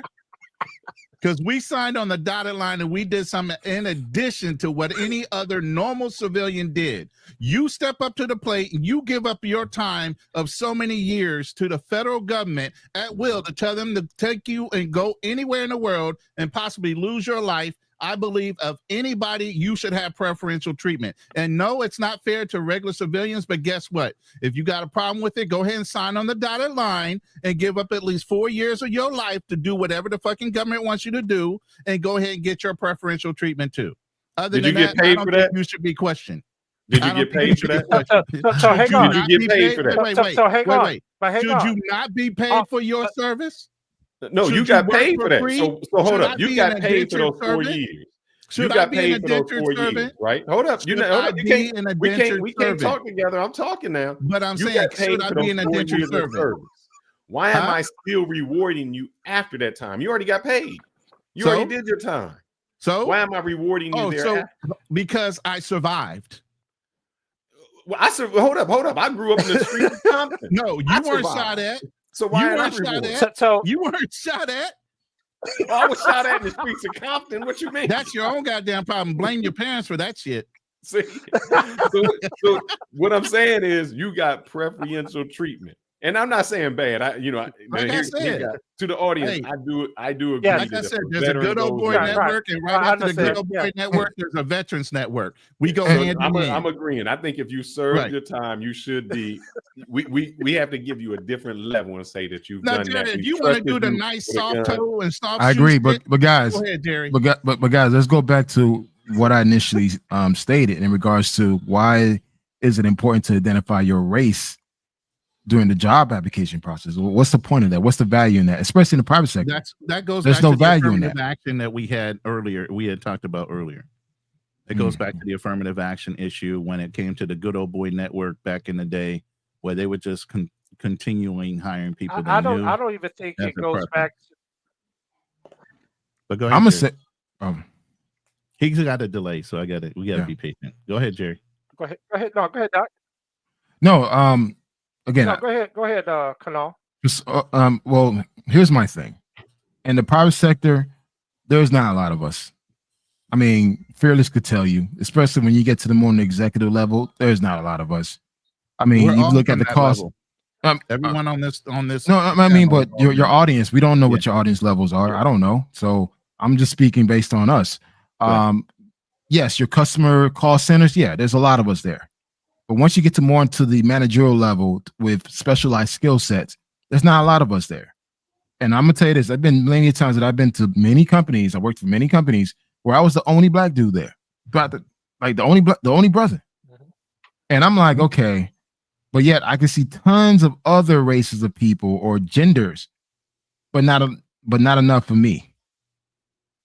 So I think they purposely tend to keep things that way, not to have too many of us in there. I don't know what it is, but that's how I feel. Because even my previous role, again, I was in a leadership position, but yet I was the only one. Yeah. And I think in the private sector it's designed that way. The public sector, there's a lot of room for growth in the public sector, but in the private sector, they don't need to listen to all these mandates that the government releases that is required for them to hire this certain amount of quota. No, they don't need to listen to that. Because there've been many places that I've been to where there is no color. But we don't hire ourselves. I think we are our own prejudice. I mean, we don't have businesses. We don't have those type of businesses. Oh, no, you don't have to have a business. For instance, usually when you're in a position like you say you're an executive or wherever you're at, you can hire people below you. And a lot of times we don't hire those people below us. Or when we hire them below us, we try to keep them below us instead of saying, hey, you can when you say well, the thing is, I don't think that way. I know there's a lot of brothers who probably behave in that type of manner. So go ahead, Jerry. I'll fall back. okay, Jerry, go ahead. So Fearless, as to what you're saying, because what happens is that blacks many times in them positions feel they don't have the latitude in case this other black employee make a mistake, or if they do make a mistake, then they feel their opportunities might be limited. Versus we see other people in leadership make mistake after mistake after mistake, and then they're still given another opportunity.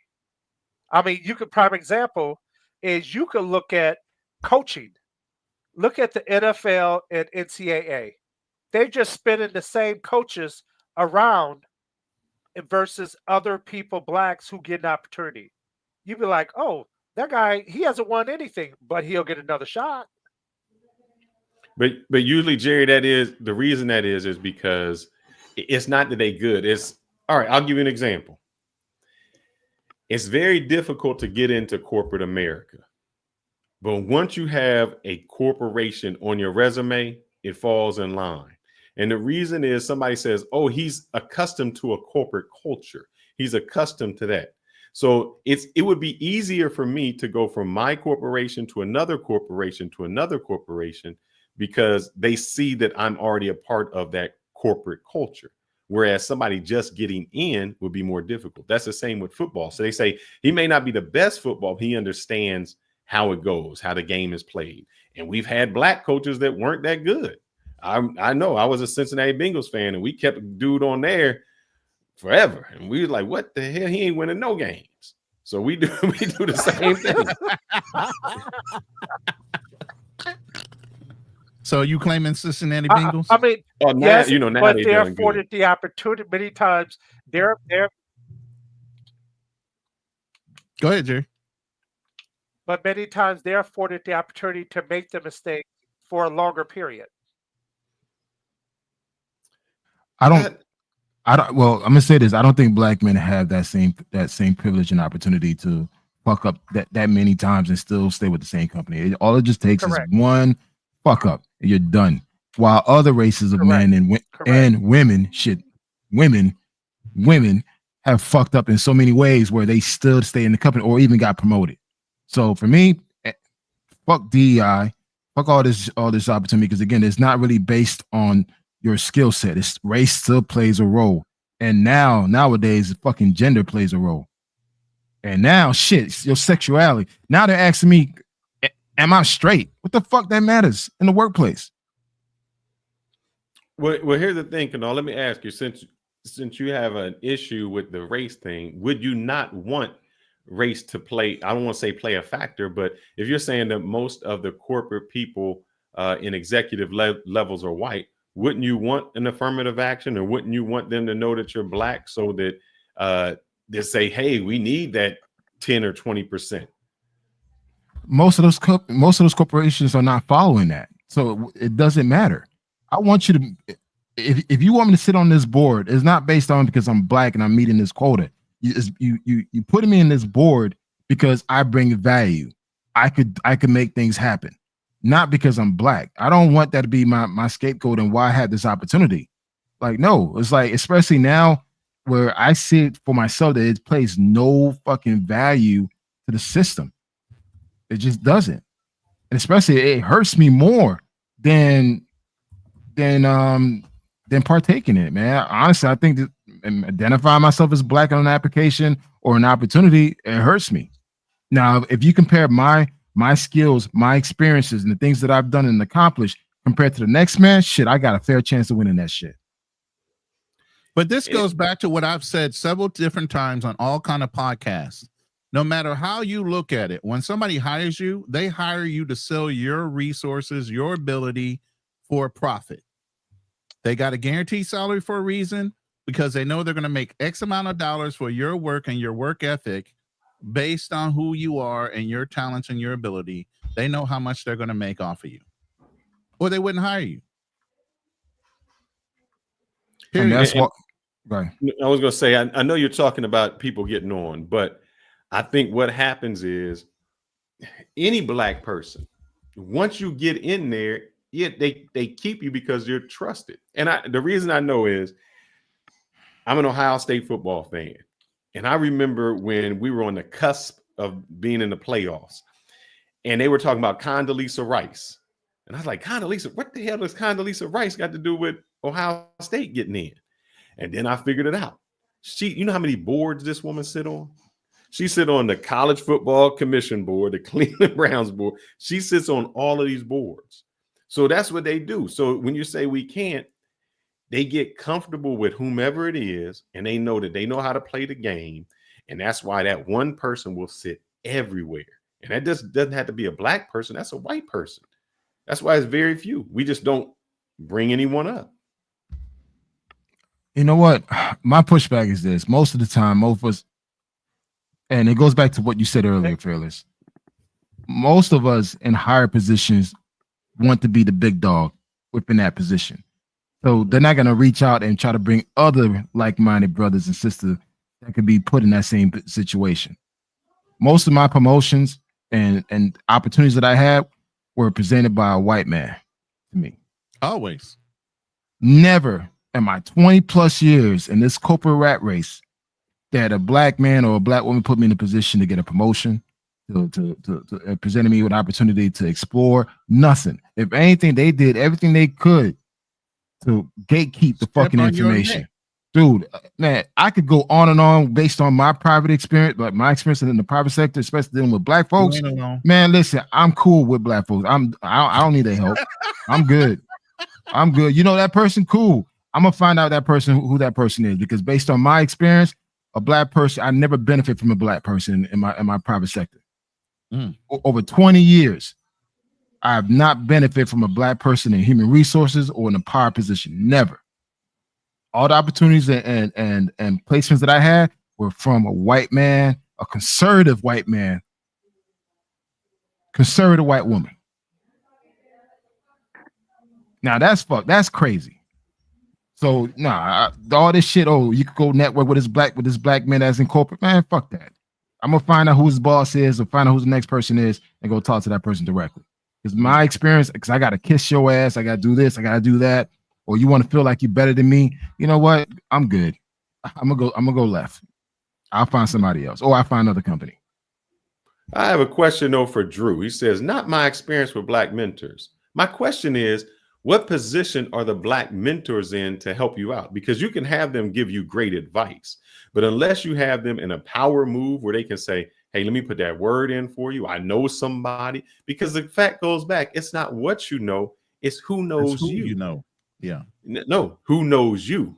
Because you can know them, but it's who knows you. And even where a lot of times we feel, and this was my lacking, I didn't network correctly. I didn't do those things that you say, go after work and do that correctly. Because as I said before, what do? In any time you do something, you can see a commercial for something 1,000 times.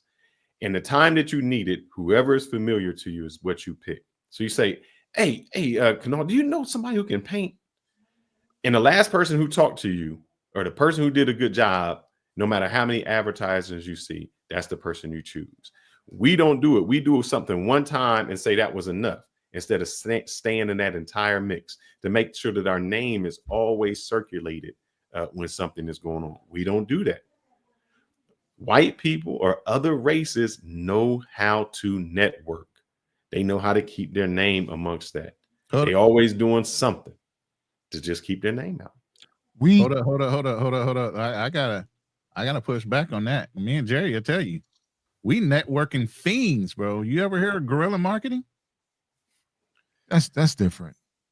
Hey, everybody knew us in the industries we were in. So period. Go ahead. Okay, so, I mean, so let me say this. So it goes back to what I said earlier, and Fearless, you just acknowledged that, about the pie chart: performance, image, exposure. Mm-hmm. And to what Drew was saying, not his experience. And again, we all have to do better at mentoring and bringing up the next generation. And we have to do better of making lateral moves for individuals who are already in, and individuals who are in have to do better about bringing others in. So it's a lot of work that needs done, because if you're the only one, it's just a matter of time before they get rid of your ass too. So that's something we need to understand. And I've worked in what I call the black lane, because I used to publish a Black Business Directory, and now I do this work here for over 25 years, and interviewed thousands of businesses selling advertising. So I've seen a lot, and this was in Southern California.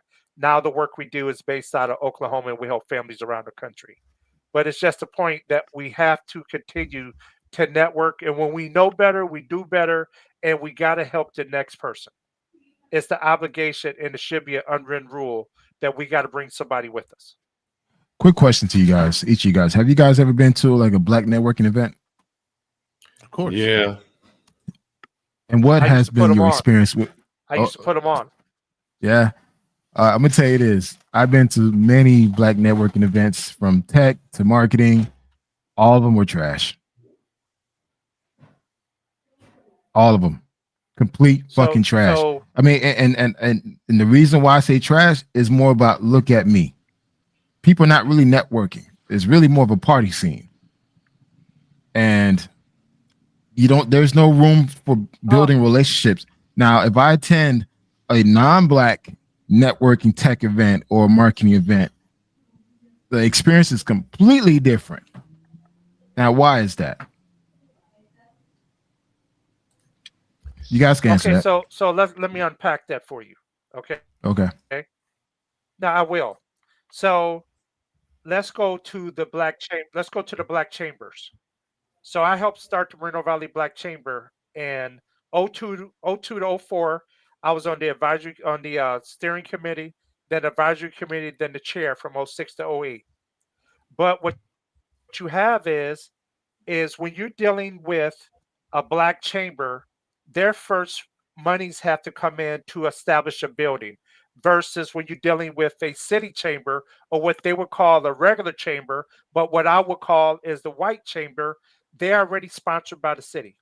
They're getting the operating budget in which to go after businesses, and the business development department is letting them know when businesses are coming to town.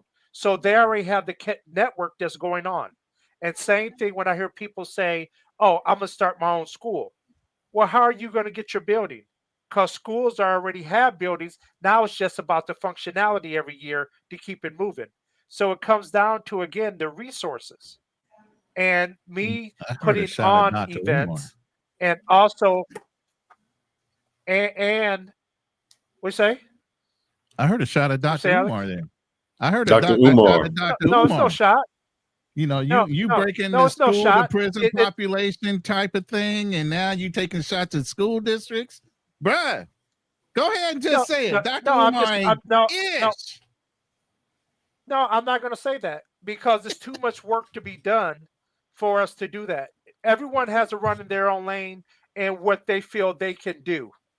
If we start getting out of our space and our lane, then we're really messed up. And I don't want to take shots at anyone, because the space he operated in, I want him to be successful so it can help our babies. Just like what y'all do, I want y'all to be successful so it can help our community. So it's too much work for us to be taking shots at each other. And it goes back to what you said about networking events. Again, many times we haven't been properly trained how to network. So again, it goes back to training. If I tell you, when you come to an event, ask how you can serve versus what you can get. Let me ask you, what are you looking for? How can I serve you? How can I help you excel? That's what brings value to my network, is if you're in a position to help somebody else on my network, or I can help you, that brings value to what I do. And that's how I would approach it, saying, how can I serve you? And again, Alex would tell you, we would go places and they'd be like, hey, Jared. He'd be like, man, you know everybody. No, I'm just out here serving in the community. Yeah. I understand that. I understand the value of providing service. And I understand the value of networking. I understand the value of building relationships. I mean, marketing, sales. I understand that. I get that. But I'm speaking as an environment where us as people, as Black people, we don't have that type of networking environment, because, like you said, Jerry, we don't know how to network. We really don't. We really don't. And I think, and it's sad that you see other races or group know how to network. They know how to put the others on. We don't know how to do that. And it's just like, and it's a sad state. It's a very sad state, man. Let me read this super chat real quick from Just and I want to respond to that super chat when you finish. To be fair, those networks and career fair events more so benefit those who go to top universities, which have the connections. Mostly whites attended. So I'm talking. He's talking more so towards the white events, because if you don't know, Just John is I disagree with that. I disagree also. Hispanic guy. I disagree. So go ahead and throw up your disagreements. Just John, thank you for the $5 super chat. Go ahead. One thing is, we don't go in prepared. How I got my job was through my university at a job fair. So the first year I went in, I was like, oh, I'm cool. I'm gonna come in and I'm gonna do something. I got hired as a desktop IT something. I don't even know what the hell the job career was. So then I found out, hold up, I'm not using the resources the school provides, everything that the school can help me get it, because it helps the school out if I can get to a top tier job because it makes them look better. So I said, what I'm going to do for the following year is this. I'm going to use every resource the school got. They help you with a resume. Somebody will write your resume. All right, I'm going to do that. They're going to help me with a project. Somebody going to help with that project. All right, they're going to help me set up a whole booth, everything I need to do, and I'm going to do that. They're going to help me get dressed the way I need to be presented. I got there, the first person there, and I said, I'm not leaving until I left out. When I left out, I had 4 interviews with top companies. Google, Siemens, who else was it? Amazon, and the company I'm at now. We don't use those resources. We just think I'm going to show up, but it's competitive. Everybody wants those places you want to go. When you look at the lines, everybody goes there. What you don't learn is how to have an elevator speech. I got with somebody that said, hey, you need to get an elevator speech. None of these people have time. In 30 seconds, you need to tell me what separates you from everybody else. And that needs to be down packed, no stuttering in it. This is my name. This is what I do. We don't do any of the background. And so when we get there, we expect something, but we haven't done the foundational work to do it. Those companies, I hear you, but I disagree with some people, and some people just don't need to be there. I'm sorry, everybody don't deserve a job just because you go to fucking college. I'm agreeing with you. I am in agreement with you, and that's what I mean. Just because you showed up, you got to show up and show out. And we don't. We think just like you said, everything gets run down to you, and you got that through your college. Me and Jerry did that on our own. No, what I'm saying is we don't use resources that are around us. A lot of times we think we need to do it on our own. And once you get there, you figure, why I need to do this on my own when a university or somebody else provides those resources for free to do that. Well, you had a resource, the Divine Nine, just like what we're saying with Just John. Just John is adding to this. He's saying, I know this because I had relatives who had gone to Ivy League schools. So just like they had a network of Ivy League schools, you had the Divine Nine. They're supposed to be the end to most major corporations because they have brothers and sisters within those networks. Why are you guys not utilizing the system that's already been put before you? What was the point of committing to these groups if they're not willing to help you and you're not willing to take the fucking help? I'll be the first to say that the so-called Divine Nine have no leverage whatsoever. I'm sorry to say. And that's my point. Listen, I understand you guys did it while in college having fun. I get it. But in the corporate world, you guys don't have no leverage. I don't. Outside of work, yes. Outside of work, yes. None of them own major corporations. Why are none of them CEOs of their own companies? Why are they all working for somebody else? If these Divine Nines have been around for 100 years or so, why have they not established something by throwing money into a pot and all of them making a conglomerate and building their own businesses by now? Why don't they have fucking buildings? Some bullshit. I'm going to share this just so. And what How can we say that they don't? Is a lot of us think we do everything by ourselves, and once you understand, you can't. I don't specialize in. I don't do it. So this is like this. I just looked on their website. So they saying hundreds of jobs at play. I had so many. Even before they get there, what do?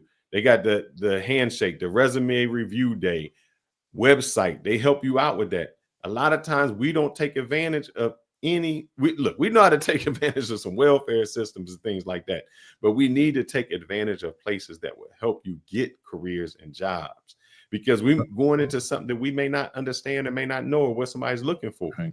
We don't do it. Well, the thing is, guys, let's let Drew talk for a second, because Drew came up here on a specific conversation we're having about mentorship, and he said he actually had mentorship within an organization that helped him along, and that's outstanding. So I'd like to hear something positive instead of us jabbing at the way the system was that we've experienced in some way or fashion or form. Go ahead, Drew. Can you expand on your mentorship and where you feel like maybe we're not giving the whole picture? So salute to you guys on the panel. I I had Black mentorship, and in my organization, my mentor was the second in command behind the commander, and everybody Black that he brought on had to have some type of education degree or something. He would not hire you unless you had that. So he cultivated, and our organization, we ran smoothly under his leadership. And he would always tell me, and others, he'd say, when I'm gone, you won't see the hiring that you've seen while you've been under my administration. Mm-hmm. 80-some years old. He was an 80-some-year-old Black man, been through some stuff, seen a lot of different things, experienced a lot of different things underneath the federal government that wasn't always positive. And, he always talked to us about those things. When he left, do you know his replacement has not? No, his replacement was an Asian female. Oh, Jesus. And do you know that she has not brung in one person of color since he has left? Not one. Now, the people that he hired, like myself, there's a few of us still left. Of course, some of them are reaching retirement age, so they'll eventually phase out. Others that, were around my age group, they moved on to other locations, even as high as the Pentagon. So they were smart people. They moved on, and got different jobs and careers. Like I said, I'm the kind of person I already see my leadership, who is also Black, getting me prepared for her position, saying, this is what you need to do. These are the things that you need to get started on, because I'm going to be leaving soon. I'm out of here. Has basically pulled me to the side and told me this. I'm out of here. So you need to start getting your stuff together. So I've had tremendous leadership, Black people that have pulled me up and said, hey, this is how we're going to do things. This is how we do things. And when I'm gone, you will not see this continue. You will not see it continue. Yeah, go ahead. Drew, and again, thank you for sharing that, man. I'm slowly pivoting to the private sector. Oh, by the way, Drew, I'm officially now a federal government contractor. Very good, sir. Got all my everything squared away. I'm good to go. So I'm gonna start the process. But you use that free service that I shared with you? Yeah, definitely, man. Well, I mean, the thing is, see, you're in the public sector. There's more of us in the public sector. And one thing that now that I'm pivoting to the public sector, I see a lot of successful, well-to-do Black folks willing to help you out. You're not going to experience this shit on the private sector. You're not. Yeah. So that's why it's like in the public sector, it's a different beast by itself. The private sector, man, look, when I say tribalism is real in the private sector. Yeah, you get eaten alive. That's where the Shark Tank comes in at. That's the way, as I was brought up in this, it was someone, and it was a brother that pulled me to the side and said, each one teach one. Exactly. He specifically told me that each one teach one. I'm going to teach you something, and I expect you to pass it on to younger Blacks that are below you. And that's always been my mentality. And that's why I've shared that information with you. When you started saying, this is what I want to go into, this is what I want to do, I said, wait, I got to pull up on the panel and share this information with this brother, because this is free information. Yes. And I appreciate that. And I wanted to respond to Fearless in regards to there's no programs to teach us. Guys, I'm not afraid to share this now. I was let go from my position, a highly paid position. And I went to the unemployment office. I had to I need to apply for my benefits. But in the employment office, there was a little office in the corner. I went to that office. It's called the Workforce Development. Do you know this office will have you all the tools and shit you need to know, free programs, certification that you could do. When I was talking to the lady, we were just talking. I told her my background and everything else. And she kind of calmly said, you're going to find a job soon. You're not going to be here too long. But, and I told her, how often do people utilize these services? She said, rarely use the services. Dude, there's free government funding to take certification, PMP, cybersecurity, whatever. They'll pay for it. There's free training within the facility. elevator pitch, all this stuff. I'm like sitting here taking it in, dude. I was going there once a week just to say what's up. And people don't realize, especially us as Black people, we don't take advantage of those services. We just want that job. Not understanding, like, listen, okay, now that you're not working, what are you going to do between now and then to put yourself in a position where you can make more money? Look at all, you know what the issue is, to be honest with you, is that our government is so big. So let me say this. So hold on. Sorry. Drew, he has a lag, so sometimes he might step on you. He doesn't mean to. What I was going to say, our government is so big. I'm gonna say that. Yeah. I'm gonna say this, and I gotta go. But Kanal, so with all your accomplishments, you still didn't know about the resources. No, So I the knew about the governments have resources. resources that's out there, but they're okay. So what I'm saying is, but there are programs out there that the government offer for different things, but their outreach and letting the communities know is horrible. Facts. Like a lot of people don't know, you could go to PTAC, SBDC, and get your certification to go after government contracts for free, and that's part of the SBA. So it's programs out in each state and with the feds that they're just marketing is horrible. And when you go there and get the services, you really have to press the employee because they have a job. They're not trying to be an entrepreneur. And again, I got it in my next meeting. So Fearless and Alex, I appreciate the opportunity to be on your panel. Continued success and blessings to everybody. Appreciate you for joining us. Thank you, sir. And you know, Kanal, that's funny. He just brought up that same program that we talked about. Yeah. Yep. Yeah, both me and Jerry have been in the public sector for a long time in government contracting. From the time we both left the military, he left the Air Force, I left the Marine Corps. I know government contracting and bidding like the back of my hand.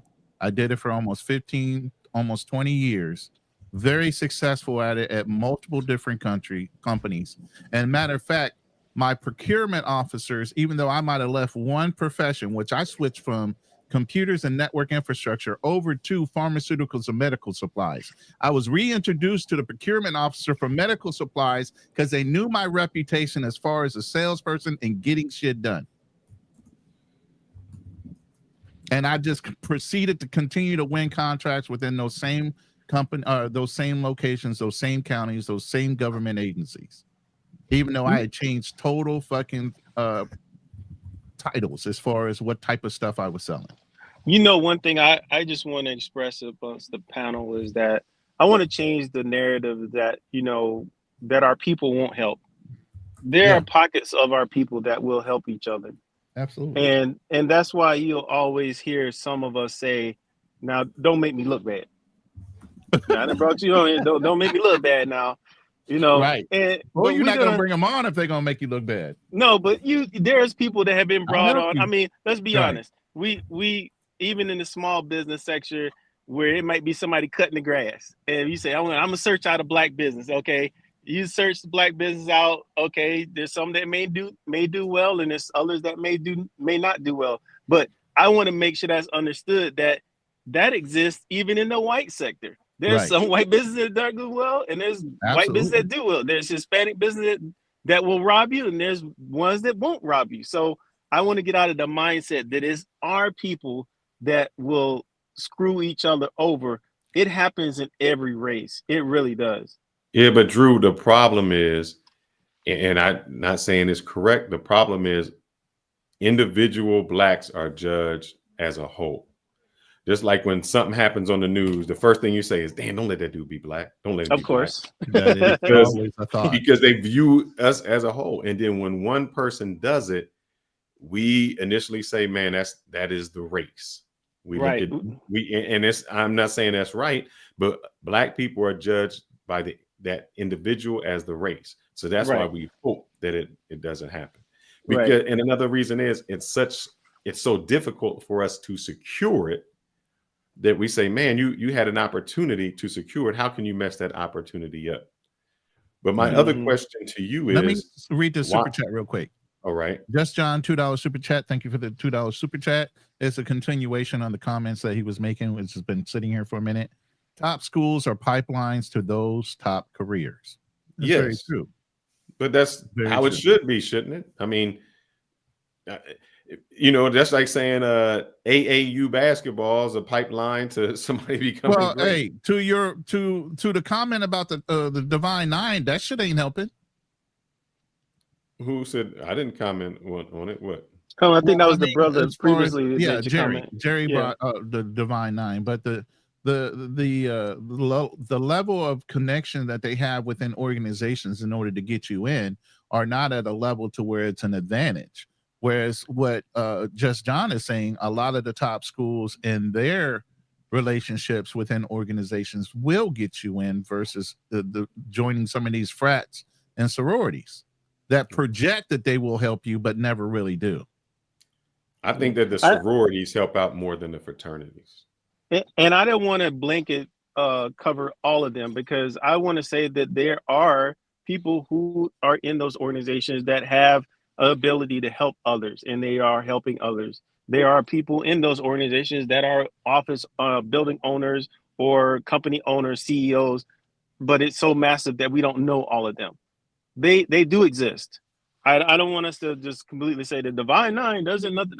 I'm not a member of the Divine any of them. Yeah, I'm not. Okay. I don't fall into that, but I don't want to blanket say that they don't do nothing, because I'm sure there's some out there that do. We just have not identified them yet, or Well, you're part of a bigger group, Drew. If you were in the military, our group is way bigger than the Divine Nine. Yeah, absolutely. That's why I said Our that's the only contacts group are I'm way member deeper. with. Yeah. Well, my question for you, Drew, is this. Yes, sir. Why are your mentors waiting till so long in their career to pull people up? Good question. So in the case of my situation, they're not waiting to pull us up. They have told us, the writing's on the wall. Like, hey, I'm 5 years out, or like my supervisor now, she's just been reminding me, hey, you know what? My time is about up, here, sorry, let me close this door. But they have not said, okay, you can't go forward, or we're not going to bring you up. They haven't waited long at all. They're, in my job, there comes with, you have to earn the knowledge. I guess that's what you're trying to say. Right. Cut your teeth, or or whatever at what you're doing. It's not It's an like easy the military. It's like time in service, time in grade in the job or grade. Yes. Yeah, So the time and longer grade. you're there, the more they know your experience, the more that you kind of intuitively know what's Yep. going on. So they know it's second nature to you, that they Yep. can have the confidence in knowing that you would be the next logical person to move in. Yep. I mean, exactly. it kind of ties into our, within our travel space. You have, in the past, you had a lot of gatekeepers preventing, sharing information about certain places, certain activities overseas. They're no different than what people do in the private sector. In the public sector, withholding information, not bringing on the next group of travelers or next group of employees to come and learn the tricks and the trades. There's really no difference. The same shit we experience in the private and public sector with people gatekeeping. We experience the same thing within our personal lives via traveling. Well, I would say that's not necessarily true for veterans and even in the government sector, like he was telling you, within his own organization, because our mentality is, listen, let me finish. Our mentality is different because of the fact that in corporate America, protection of job security is knowing something somebody else can't do so that you can't be replaced. In the military, you're trained to train the next person down. So when you go down, the mission gets completed. So we have a different mindset when you go into the government sector, because we always want the machine to get done whatever it was built to do. Well, and also too, let me say this to Ronan's point. One thing I thought he was about to say is that all of us are trained that you're no stronger than the weakest link. The next man next to you. Right. And if you have a weak link, different mindset. you got to bring them along, or you're gonna fail. It's all the branches know, like, weak links, we're no stronger than our weakest link. You either get rid of them before you go on deployment, or you make sure you pull them up and get them up to your level. Get them speed. Yeah. But again, this is the public sector. Yeah, Private like sector I is said, completely different. Of our course, the private mindset is sector is totally a bunch different. of Yeah, sharks in a tank. That's yeah, all it is. Survival of the fittest. yeah. Screw the next man next to you. I don't care if he's your colleague. If you want But that promotion, they want to I see ain't that you're going sharing to do shit. it, and that means damn near mafia style. You need to damn near sneak up behind them and cut them around the throat. and that's And only why if you want that job. I mean, just to circling back to the topic at hand about DEI, again, I don't see any value in it. I don't think it benefited black people, particularly black men. You know what? Particularly straight black men. It just didn't my serve any God. purpose. They had an opportunity for 2 or 3 years to make something out of it, and they did nothing out of it. Yeah, So I hear that. fuck it. I hear that abbreviation on a lot of different shows. DEI, Right. DEI. Like, Yeah, it's going to be a everyone big get rid of topic for that. the next year or so, Yeah, especially with a lot of the corporations starting to, get out of the practice. And yeah. And a personally, lot they of should. women and people of the alphabet community are fearing that they're going to be disadvantaged. Well, tell you the I truth, mean, y'all were the ones that were taking advantage of it. yeah, and also too, like, what's the point of you asking me about my orientation? What's the point of that? When Yeah. if I identify myself as a trend, if I'm gay, straight, whatever, or trans, what's the point of me identifying that with an application for a job? I'm not gonna have sex at work. Well, So it's just like, hopefully. well, no, I don't do But that. you know what? Shit, right? But you know what? It really, to me, it really sounds like what is it? Well, they said, I know if Darnell was on the panel, he probably can tell us because he pinpoints history stuff. But I think that in the civil rights movement, they brung on women, right? And white women benefited from the civil rights movement of Yeah, blacks. from feminism. And see, The black DEI, women pushed the feminism more than the white women did, and the white women benefited first. right? And so DEI, it looks like the diversity part is, to me, is the black and Hispanic and everybody, the diverse group.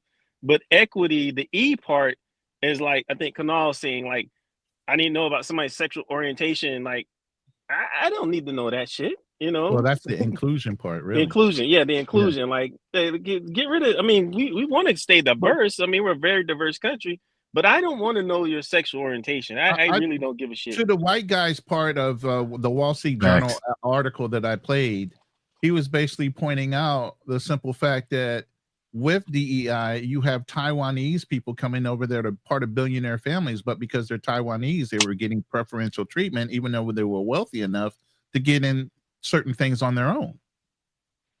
So they were ignoring the money part and they were just looking at the skin tone. And that was the problem. That's why he was saying poor were not benefiting.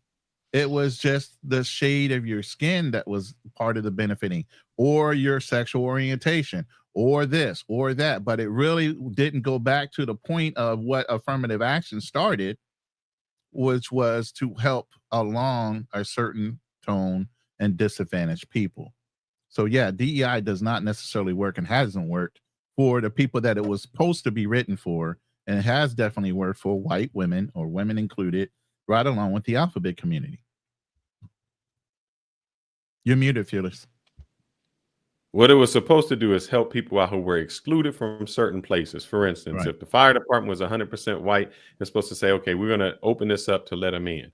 But eventually, those blacks that are in are supposed to climb the ladder, climb it, and then reach back to help others. But it wasn't. We just never reached back. We kept it to ourselves. We never even. And then another thing was, we were happy to be on, meaning we were just happy to say, "Hey, I'm the police officer." Where other people were saying, I'm coming on to be the police chief.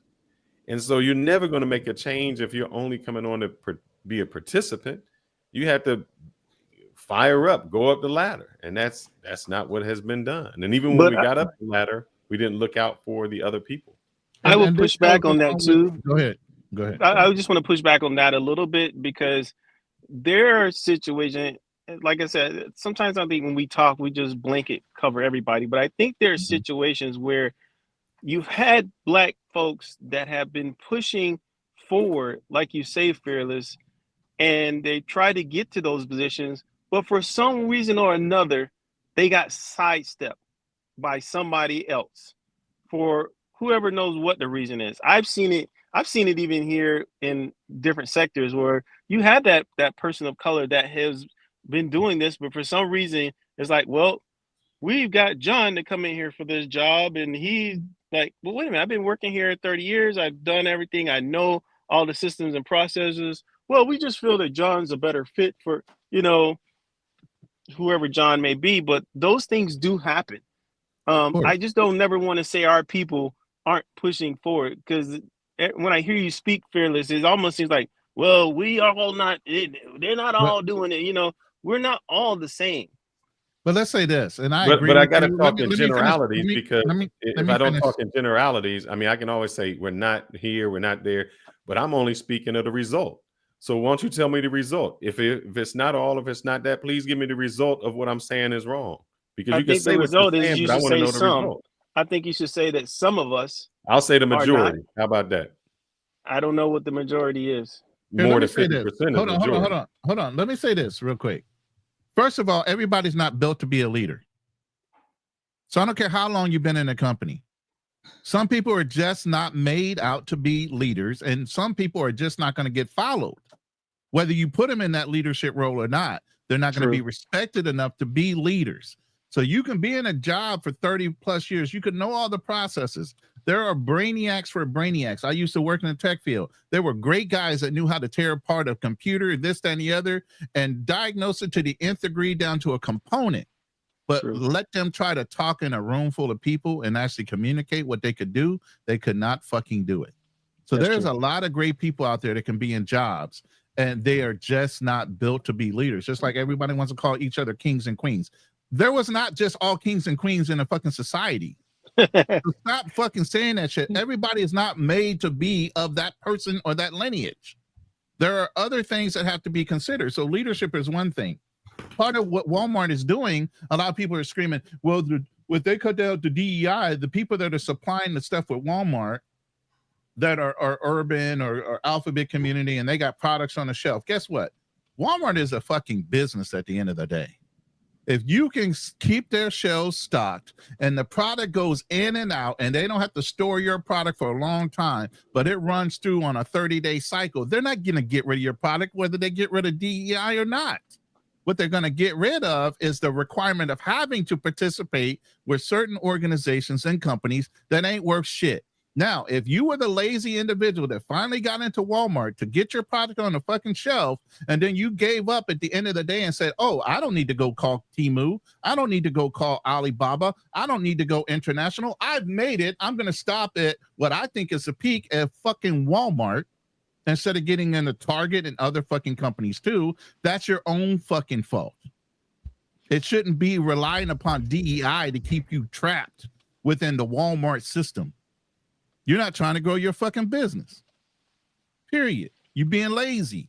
So guess what? Get out there and fucking compete. And if your product is good, it's going to stand up to whatever fucking shelf it gets sit on, and they're going to fucking buy it. And I'll land my plane.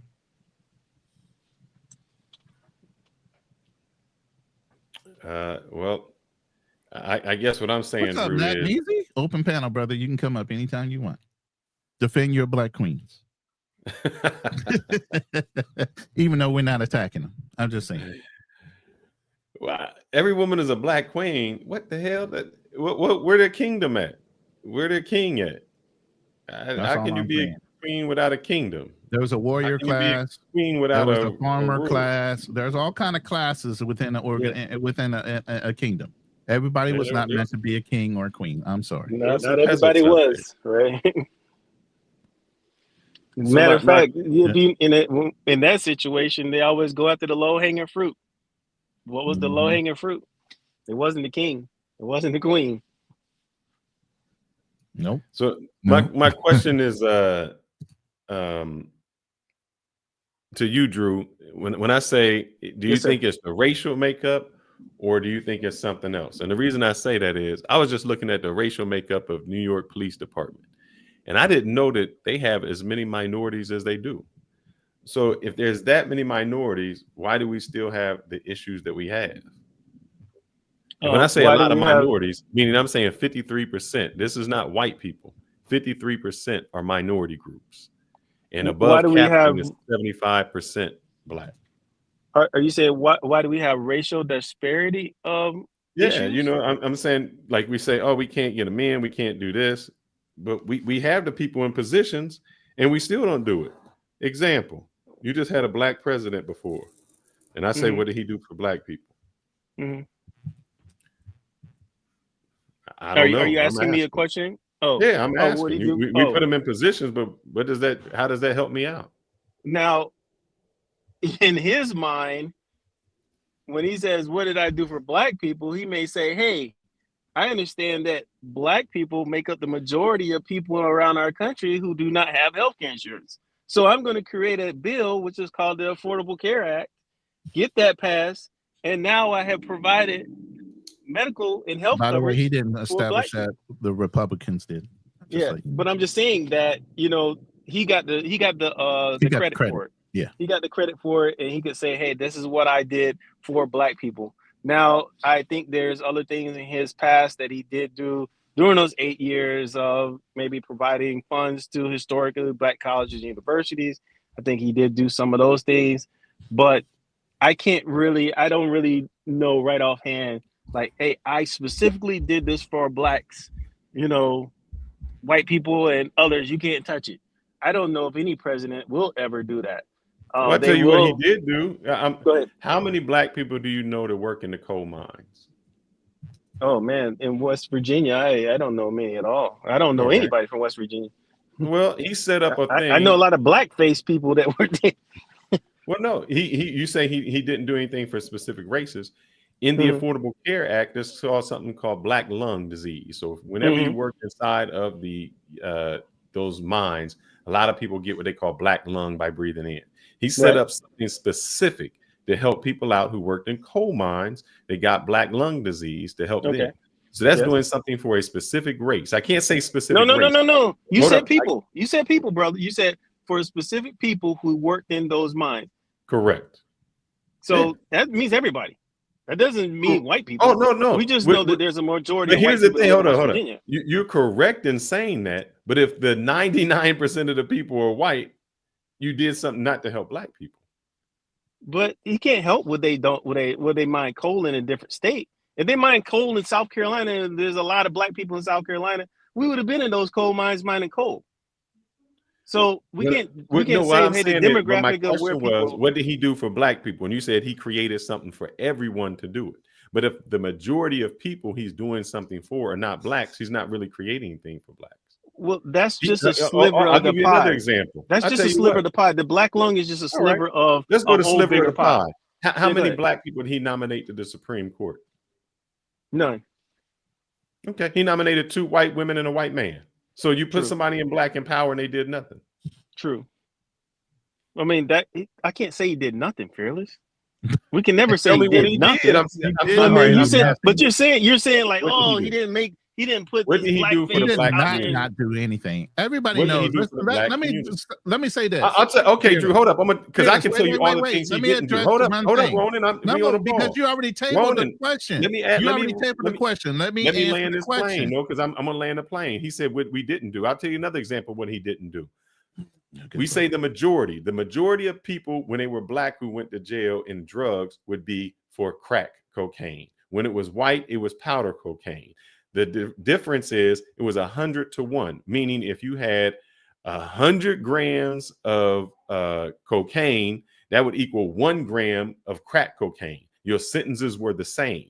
He had the opportunity to come in and say, I'm going to make that 1 to 1, so there was no discrimination. Now, it isn't race because white people can also sell crack cocaine and black people can also sell cocaine, but I'm talking about the majorities. So instead of going in to change that to make it 1 to 1 to make it fair for sentencing, he said, instead of 1 to 1, I'll make it 18 to 1, which was still good in a sense. It was 18 to 1, but it was still not fair.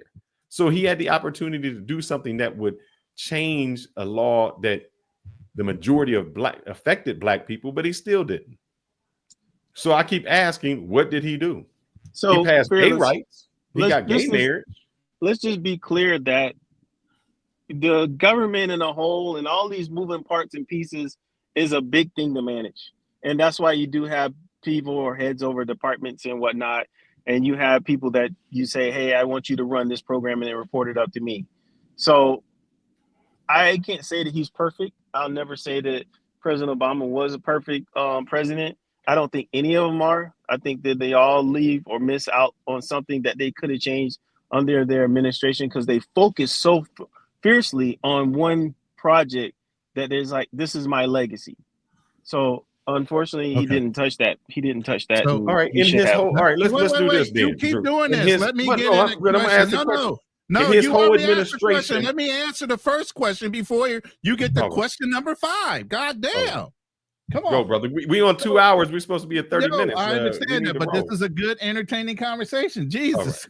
I got to get a question in or answer in. Okay, so you asked several questions about Obama and what he did, and so I'm going to answer those. One, when he took over, there was already an economic downturn. We just went through 2008, the crash. He righted a ship that was going wrong. He fixed the economy. First of all, let me finish. I'm putting something in for Magnesi, since he wanted to say crack is more. That's a myth, crack Magnesi. Got to do your thing. It's a myth. Crack cocaine is more dangerous. That is not it. They're basically the same. Got to do your research, brother. So I'm not going to give him the ACA as far as Obama, because that was a Mitt Romney thing that was already enacted way before Obama took into office. You know, he helped with the American Recovery and Reinvestment Act. He helped with some civil rights bills, if you didn't know. He helped with education, ISA, 2015, Every Student Succeeds Act. Okay. Environmental energy. He helped with the American Clean Energies Act. Okay. He made sure that was in place. Criminal justice reform, Fair Sentencing Act. He made sure that was in place. For the veterans, he did a lot. He made sure we had the right to get referred out. Transparency Act on how we were being treated. There was a 9/11 bill that was passed during the time that he was in order to help some of the people that suffered from, the healthcare issues that developed from 9/11. Hold on. You still ain't, hold up. You just reading the list of what he did for everybody. I don't care what he did for everybody. What did he do? I said, what did he do for you don't think blacks are inclusive of some of the things I just named? Of course they're included, but when you do something that the majority wait, you trying to get the man killed for just doing something specific for black people? Yes, no, that's what he's saying. I'm trying to do is hold him accountable. What he's saying, he want to get the man killed for doing something specifically for black people. If I nominate somebody black to the Supreme Court, how's that going to get me killed? If I nominate the majority of my cabinets, or even a sliver of my cabinets, he did something broader, and because he didn't do something specific, you got to discount all the other things he did that was in the broader doesn't help us because out. He didn't do one thing specifically in one thing, and that's it. And by the way, doesn't he help was out trying to nominate different people in Supreme Court, and they held up his Supreme Court nomination for Trump to come into office. You remember that? Hold up. Who did they hold up then, Ronan? A black person? I don't know who he had. They held up a white male. What are you talking about?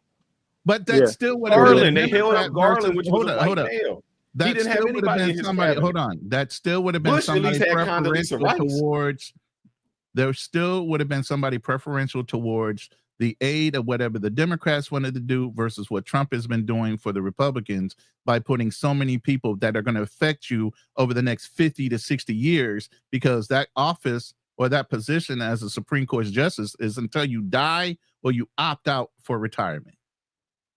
So who controls the laws for the next 50 years is Donald Trump and the people he put into the Supreme Court. And he will replace 2 more in the next following years, because 2 of them want to retire, and they've been holding on retirement until Trump came into office. You still ain't do it. So hold up. He still didn't nominate anybody black. That's he true, nominated Felix. 2 Latino women and a white man. I'm not saying that's not true. 2 things can be true at the same time.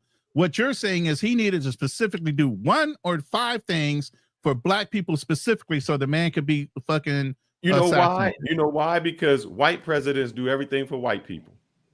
They do things because for white their people are the majority in the country. Yeah, There's they're only the majority. 12% of us. There's but only we don't do anything. An Asian person does it for that. About 80-some% versus 12%. He still hold up. He still didn't put anybody in power that could have helped. So some of those positions that you put in power can hire somebody else that would stay there for life. Thank you, Dr. HP Black PhD. You're absolutely correct. You know how many laws sat on the books sitting in the Senate because Mitch McConnell refused to pass one fucking bill while Obama was in office. Yeah, so you're telling me because they played the game better that is his fault. But you're blaming him for not getting it done. Yeah, you can't have one without the other. You can't have one without the other. That's not fair. You're saying that's why somebody that's sitting there, and that's not undue to his fault. That's undue to the people not voting the right people in office. But you're going to hold him responsible for everything that wasn't done. What laws did get passed that he didn't did? What? Hold on. So let's talk about the Supreme Court. You want to talk about that? Ruth Bader Ginsburg could have retired a long time ago. And that's her old crotchety ass fault. That's not Obama's fault. That's not a Republican fault. That's not. He's saying a Republican. That's not a Republican. Who's saying Republican? Specifically, you're saying Obama. You're saying he didn't try to do anything. Obama, saying he did do a lot of things, but y'all are discounting them because they weren't specific for 12% of the population. They were for the overall betterment of everybody. So Fearless, I think we have to also realize too, over these past 8 years, you had, you're on the Trump cycle and on the Biden cycle. We've seen politicians now really strategize on the things that they're doing. Like you just said about Ruth Bader Ginsburg should have retired. Knowing hindsight 2020, that's why you said the Republicans now coming in and say, hey, you guys are actually 80 some years old. We want to maintain this thing. Let's get you out of here so we can keep this power. The Democratic mindset, or the mindset of previous years, Democratic and Republican, this person dies in office. Yeah, so be it. Whoever's in the administration, we'll hire. We'll bring on. Republicans have been ruthless for years. Look at the redistricting. Yeah, they go now they're the being level ruthless and redistrict so they can swallow up the black vote behind white voters, so it doesn't look so positive towards Democratic votes. They do that all the time. Redistricting is a big fucking problem. Now it's very strategic, I think. I think it's more strategic to have a president that's low Republican. level. Let's go boots on the ground, grassroots. I'm going to redistrict this area just to discredit the vote. Because even let me tell you this. I don't know if you guys noticed this in this cycle, is that they were kind of actually trying to get what's the Hispanic female that Obama picked for Supreme Court? Sotomayor. Sotomayor. They were trying to kind of get her out. They said, hey, we noticed you have some issues with diabetes, some health issues. She's flat out said, hey, I'm good to go. In life, all of us, we don't know when we're going to be taken. But, I already see the strategy. They were like, hey, let's try to get somebody younger in here who's a little bit healthier. She's like, no, I'm good. Now, if something happens to her, senators out first before you worry about the Supreme Court. If something happens to her in these next 4 years, Trump's going to get 3. So, anything can happen. 3 this term, and how many did he get last term? 3 or 4 last term? How many did he put in? I think he put in 3 the last term. Right, so he'll have 6. And how many are there total? 9. So he controls the freaking Supreme under Court. His administration, he would have put in the most. 6 people that could last up to 50 to 70 years on the bench. Yeah. And affect how many laws in that time frame? Oh man, they've already put it in. Exactly. They're already turning upside down laws that have been in place for years before they even got there. But what I'm saying, Ronan, is you agreeing with me. I'm saying that I am agreeing with you. I never disagree with you. What I'm disagreeing with you on, and what we have discord on, is for you to say that Obama should have done something specific for 12% of the population and show that he can be that domineering over 80 some percent of the other population, which are mostly white, Hispanic, and Asians, fill in the rest of the gap. We're only 12%. What part of the population is gay? I don't know, and I don't give a fuck. It's if it's less than 12, he still did something for gay people. But you know what? Let me say that. Gay people are not. Let me ask you this, Ronan. Let me be perfectly clear. Let me be perfectly clear. The only people that have a problem. Listen, The only people that have a problem with gay people are our community alone. Nobody else is fucking Answer the affected question. by Are gay gay people. people majority? Are gay people the No, majority? they absolutely are not. All right. Well, no, wait. Hold up, Ronan. Let me talk. clarify that. Let me clarify that. They're not an overwhelming part of the population when you talk about like by race. The group themselves are very influential. They have a lot of input on what they do. If you never knew, a lot of times in order for a record to be popular, it had to hit in the gay community first. It was part of the test of a record if it lasted in a gay club. Believe it or not, it's part of the music industry. So what I'm saying is, just like black people have influence, even though we're only 12% of the population, there is an influential structure of either people that claim to be gay, closeted gays, for whatever reason, and everything else. They are a solid part of whatever you would call the American social structure is. But the biggest problem with everything that we're talking about right now is our community has some kind of fucking phobia when it comes to gay people versus any other fucking Ronan, you community. gotta land that plane because that's not even what I'm talking about. I Hold think up, I can Ronan. answer what you're talking about, because I think you said that, you know, we're 12% of the population. I just did a quick search. I wanted to see how many people 5.5%. identify. Yeah, how many people in the United States identify as in the alphabet soup. And it says it's 13.9 million people, which I didn't know. 13.9 million people identify as LGBTQ, whatever. But that's 5.5% of the population, sir. But that's more than us, right? Or no, you're right. You're right. We're 12%. It's 5.5% of the population. So to go back to what Ronan was saying, Obama couldn't do nothing for 12% of the population, but he can do something for 5.5% of the population. Make it make sense. Make it make sense to me, sir. Okay. So what I'm going to say to make it make sense is it was a diverse law where it was not specific. Did it affect not only white, black, Hispanic, and others? What I just told you was the majority. Listen, my point was Obama could not do something specific for one race, which was our race, because it would look as a black man very specific, where white people can challenge that structure and do white things for white people because they are the majority. So you're a minority leader. You're a black guy in an office, and you're saying that he needs to do something specific for 12% of the population to prove that he was a black man in that office, where the majority would have outruled him, let alone could he have passed a law with Mitch McConnell sitting on all the laws that he would have wanted to do and still couldn't do. Even if he wanted to do it, could he do it? No, he could not, because the law that he would have wanted to put in place would have had to pass the House and the Senate. Let me ask you a question, Ronan. Ronan. Are conservatives conservative? Are Republicans conservative? I don't know. Republicans are all right. Republicans are conservative. Do Republicans believe in gay marriage? For the most part, no. Even though they don't believe in gay marriage, he still got that passed because that was his agenda. So you can't tell me what Republicans he spoke up against gay marriage, and then he had to concede the second time. The majority of Republicans are against gay marriage. How did he get gay marriage through? Listen, he held the majority the first time, and then he had to concede the second time around. Then he let it pass. So he held the House and the Senate. He held the House and the Senate. He held the majority at that time. Why didn't he do things that help the minority at that time? If he can help the minority during that time. And what I mean by this is, hold up, let me help you land this plane.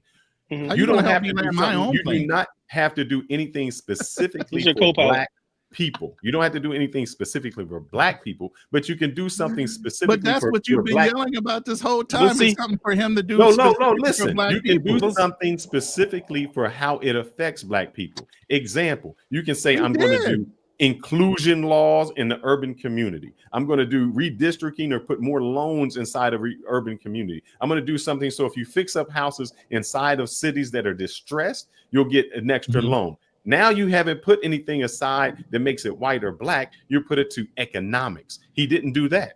I think what Fearless is looking for is something more something that he can specifically see, just for black people that he should have done. Like, because when he says Supreme Court justice, he wish he's seen a black, that he wants to see that but that person may not actually impact his everyday life. He wants to see that over the course of the years that, hey, we do have a black person there. That person was nominated or put in there by Obama.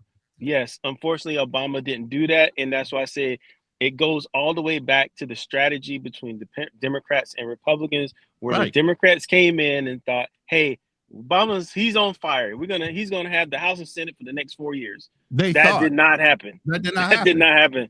And that's why Trump. So a lot of things he was planning on doing his second term, he could not do because they lost it. While he was still dealing with the economy and everything else in the first term. That's why Trump has actually told his people, hey, you got until 2026 to get what you want done, because we may not win my next 2 years. I'll be still a sitting president, but we may not have a House and a Senate that's going to push your agenda. So you better get it done in these next 2 years. What you want to put out, it better be I's dotted, T's crossed, J's dotted. It better be on point. Yep. So I'm gonna bring up wait before you add to another point. So just in what the rumor mill was between Donald Trump and his service and clemency that was granted to black prisoners versus Obama. Obama gave 1,927 individuals clemency. You know how many Donald Trump gave? How many? 237. But yet, and so everybody thinks Donald Trump gave more black people clemency than Obama. Nope, you didn't say nothing about black people. You just said people. I said black people specifically. Yeah, he did. So how many people did he give clemency to? Obama gave 1,927 black people clemency. How many people overall did he give 212 people. So what do you mean? How many overall, people overall? Between everything he's done, 19, 12, that's already 21, and then another 1,715 people. So he's almost damn near 4,000 people that he's given pardons to or gotten them out of jail for one reason or another. Well, Donald Trump had 1,900 total convictions that were racially charged, convicted under the Mann Act. He first heavyweight boxing. Oh, wait, that was 1913. I'm sorry. I'm still stuck at the 237. That's all Donald Trump did was 237 people. When I'm telling you, President Obama gave up almost 4,000 people and got them out of jail. Sorry to interrupt, guys. I got to run real quick. We'll chat it up later. We're going to be out too, so we straight. And you guys can, by the way, if you guys have ChatGPT, you want to join in on the conversation, believe me, both me and Fearless are in the background, ChatGPT and this shit up. Where we're getting our stats from is when you ask us a question, we are hitting the ChatGPT and we coming out with some facts. So nothing goes here, not double check. Believe me, we checking each other's facts. Right. And this is friendly Discord. Somebody's always got to be the op, and somebody's always got to be the fucking guy that's going down the middle. So I will say this. So let's wrap this up because I can smell my food. Yeah, we're already at 2 hours and 35 minutes, way longer on a hit and run than I'll land this one real quick. I think, guys, what you have to do, we talking about DEI, you got to just pull yourself up by the bootstraps. We always can't blame a white person for this and a white person for that, and I say that because other people in other communities have come in, whether it's Asian, Indian, and they started to do things that we should have been doing a long time ago. Number two, when it comes to politics, don't be mad that those guys play better politics, man. I mean, when they was in there, I know Mitch McConnell, he was a zombie, but he said for them first 2 years, I'm passing every judge that he puts in. I mean, they fast tracked the judges. They got judges who probably wasn't qualified, but they knew if I put those judges in place that were Republicans, it's going to help them. They knew 10 years ahead of time when they started doing those rezoning acts, because here's the thing you guys don't know. Rezoning only happens every time that there is a, what do we do when we count everybody? What's that name of that called? Census. The census. And so they started putting that away ahead of time. They just played politics better. Absolutely. So we can't. Yep, they Just can't like be mad. Donald Trump, the minute he lost the run, he started immediately what? Running for office. He never stopped. When he lost, he never stopped. He kept running.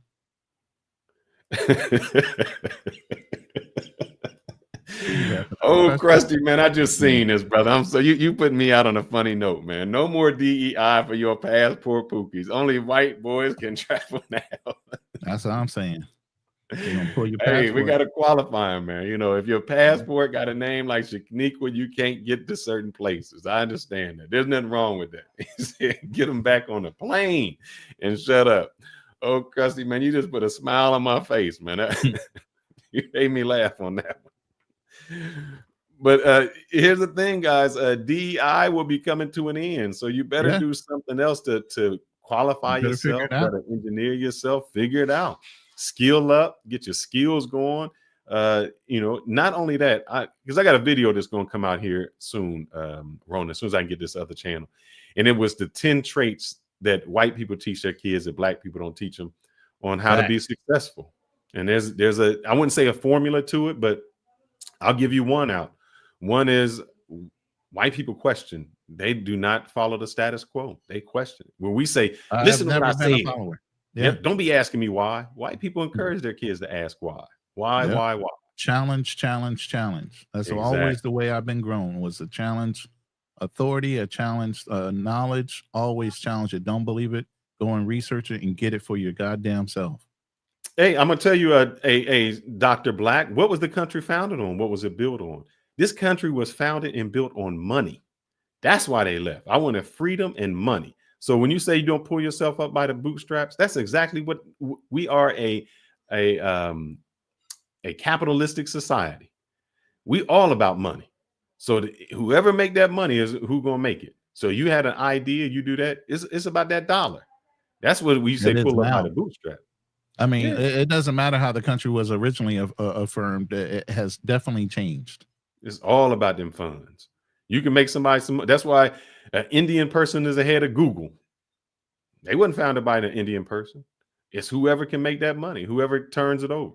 I don't care if you're a white CEO, you start losing money, they're gonna get rid of your ass. It becomes down to money. In the job market, because the minute they can't sell your skills or your talents or your abilities, you're fired. Exactly. They're compensating you for a reason. Mm-hmm. And so you say you can't pull yourself out by the bootstrap. Other cultures do. Other cultures come in and do that. Spend more time at the library instead of at the basketball court. Said it's founded by racism and slavery. The money in capitalism was based off the backs of slaves and exploiters. Okay, doctor, then just stay black.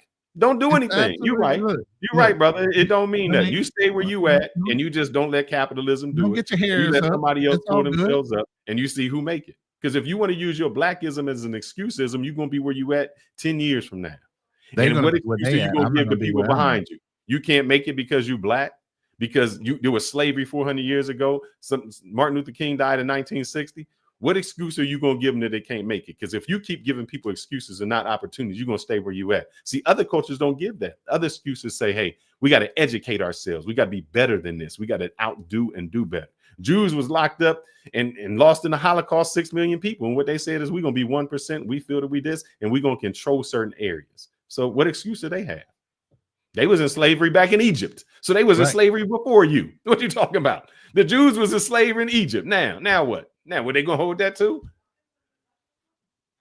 I mean, at the end of the day, yeah, we're always going to be black, and there's no way around it. You can either waddle in the fact that you are, or be proud in it, step up, and do what you need to do. We get to this one last question. Do you think axing the DEI will affect the spillover into entertainment? Probably in certain fictions it will. But when you talk about entertainment, it's all about money.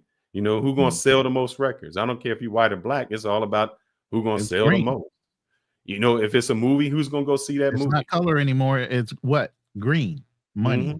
And you talk about money is whoever is going to flourish. That's all it's going to be about right now is money. I mean, Mona 2. What's that? Mona, that little cartoon that just broke records. And that had nothing to do with black Moana? people. Yeah, that was with The Rock, and that was about some Hawaiian people somewhere. You know, The Lion King was about some places in Africa. That, you know, that's Billboard because they make it. Yeah, but here's the thing, HP. I would say this, just like I said earlier, we are very entrepreneurial. Black people will get it. We're hustlers and everything else. But we get lethargic and lazy when we have a first sign of success. We don't keep pushing through the barriers. Once you are in a corporation, you're getting some success, sometimes a lot of guys will lay back and they're complacent with that little level of success and say they've made it. Just like the complaints about the Walmart. Why aren't you on Target? Why aren't you on Temu? Why aren't you on Wish? Why aren't you on Alibaba? How many other warehousing situations can you be in besides for just being in a store like Walmart? Why are you complaining if one or two companies fail to run your product when you should have already been on a global scale? That Walmart deal should have been something to catapult you into something way bigger and have you on a plan B, C, and D. We get complacent with plan A that we don't plan for the future and actually look at, hey, I want to expand my business. And in case this part fails, what I'm going to use to fall back on. We don't plan for rainy days for some reason in our community. We level up and then we stay complacent with whatever we feel like is the top of our level. And that's some bullshit. And if we are educating ourselves, why is it that we are last in SAT, ACT, math, spelling bees? So I want to know how we're educating ourselves if we are last in those things.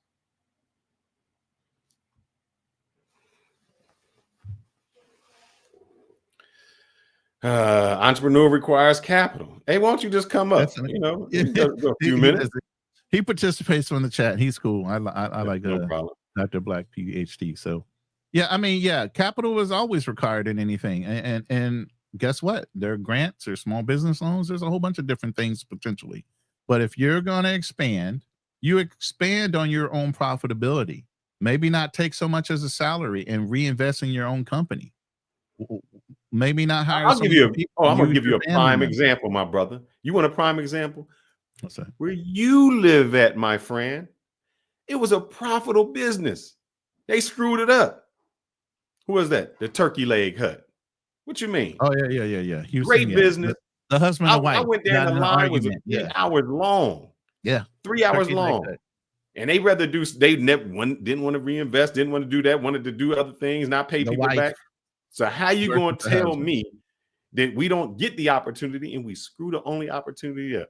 So who's going to blame for that? Who we blaming for Turkey Leg Hut? Right. Here's the thing. You got one successful business. You know how to run it. Why don't you franchise it out? This is the problem with us. We don't have a lot of vision. When you have a successful business, why aren't you franchising? Why aren't you, if you don't want to replicate it, allow other people to replicate it and take a fucking portion of that and as profit for teaching them how to run a like business. Yep. So many other companies franchise when they become successful. Turkey Leg Hut was a very successful business. All you had to do is teach them how to make some goddamn turkey legs and all the little sides that went along with it. You could have franchised that years ago. But again, you get complacent. You're very successful in one city. You're not looking to expand. You don't have the vision to expand. Well, fine. Franchise it out and let other people expand on what you already know. We don't know how to sell off our resources, our information. We don't know how to sell any of that shit, bro. And we rather keep it all to ourselves than saying, hey, I can do turkey leg very good, but I don't know how to manage a business. So let me get someone who can manage a business in here to do that. I don't know what racism. Please tell me what racism had to do with that. Idea. God only knows. I'm not going to share my information with somebody I'm supposed to fucking hire and trust. Exactly. So I don't know where racism went in that, because black people supported it. Black people went there. Nothing to do with any of us. So help me out with that one. I mean, there's always ways of generating income. It's how we utilize it after we get it. Mm-hmm. You either keep it in a fucking mattress like we used to, or you put it somewhere where it starts to work for you. And in today's age, there shouldn't really be an excuse, because we are in an information society. When you want to loan something, I thought we read the comment. He said correlated to the conservative move, remove civil rights protections. Banks don't loan anymore. You don't need the bank. I just said you reinvest on yourself. You don't use the fucking bank. Pull out a life insurance policy, take a loan against a life insurance policy, pay your life insurance policy back after you progress in your business. You don't know that's how you do self-banking? And by the way, when you take a loan out of a life insurance policy, it is tax-free money. You don't even have to pay Uncle Sam for the loan against your fucking death benefit. And man, I'm Then you tired can pay of this yourself excuse, brother. back, and you don't have to pay any interest, but I would pay yourself back with interest. That way your policy will pay out more to your beneficiaries later when you do pass away. There are always strategies. And But please people tell don't me, Mr. research the HB, strategies. Mr. HB, why is it that when I look out my door and I seen Jose and Carlos out here with one lawnmower, they started off with one lawnmower, then it became a weed eater, then it became a truck with more lawnmower, then it became a riding lawnmower. Nobody, they was illegal. Nobody was giving them a loan at a bank. They just saved their money and reinvested in their business and brought their people along. So I don't know please what tell me how they CBDCs were are. able to do it. What is CBDCs? Do you know what that is? I don't know. We'll find out here. Maybe CBDC. Let's see. Central. Oh no, that can't be it. Central banking? No. Huh? Playing with the transfers to total digital currency. I don't know. I just got off of a live the other night about Bitcoin and digital currency. I don't encourage people to invest in that stuff. Central bank digital currencies. Yeah, It's the new form of. Yeah, I don't mess with that. If you look at my live that I had with obstacles to opportunity, you'll hear my opinion on that. Go into my live from last night. We just talked about that on his channel, but I don't encourage people to get into crypto. Sorry. I don't know if it's crypto or not. Yeah, it is. Cryptocurrency or crypto banking. It could be any kind of currency. Cryptocurrency refers to Bitcoin, Ethereum, all the different popular brands or whatever you want to call it. It's just cryptocurrency. You can't sit there and name them all off. Yeah, I don't know what that has to do with the other part. But well, they're saying that a lot of banks are starting to get into the digital currency, and that's the only reason they're doing that is to try to centralize a decentralized situation where people are getting ripped off unbeknownst to. How do you track something that's digital? It has no footprint because there are multiple servers split across multiple different continents, and people are getting ripped off at a phenomenal rate of their investment. There is no protection. And yes, people's digital wallets are being hacked every day. So that 8-letter or 9-word fucking code in your fucking crypto wallet, believe me, I had $7 grand taken out of mine. So basically, Dr. HP just made my point. Look up Dr. Whitney Webb and listen to what she has to say about the control of the world and where things are heading. So basically, it's about money. It's about money. Right. It's all about money. It's the movers and the shakers, the haves and the haves not.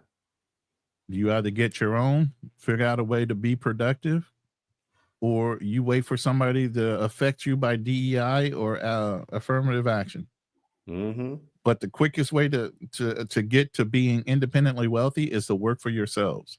Understand this, and I've said this many a time on many a show. Whatever company you work for, they hired you to do a job because they knew they could parcel off your knowledge, your information, and sell it at an increased rate. They pay you $100,000. They're probably making $175,000 to $250,000 off of your knowledge. That's just the way it goes. They're not going to overpay you to hire you. So you can either work for somebody for a guaranteed check, or you can go out there and take that knowledge that they're using off of you and profit for yourself and keep 100% of what your self-worth is. Exactly. Well, you ready to wrap this up, my brother? Yeah, this was man, the we gotta longest get out of here. It's 51 minutes. I got to work on it. Holy crap. I can't believe we're on this long for a lunchtime special, but it was a great conversation. DEI is definitely going to be a continued on conversation throughout 2025 and the whole next president. You know, I'm looking forward to seeing what happens and see how we as a people push through this, you know, and what they say, the cream will always rise to the top. So at the end of the day, the ones that are productive and know how to work around the system and have their own systems in place and not reliant upon other people and DEI as a whole, they'll survive. The ones that were lazy, don't know how to be productive and think outside the box, they'll fold. Yeah. And Dr. But AP Black, brother, that's capitalism at its best, though. yeah.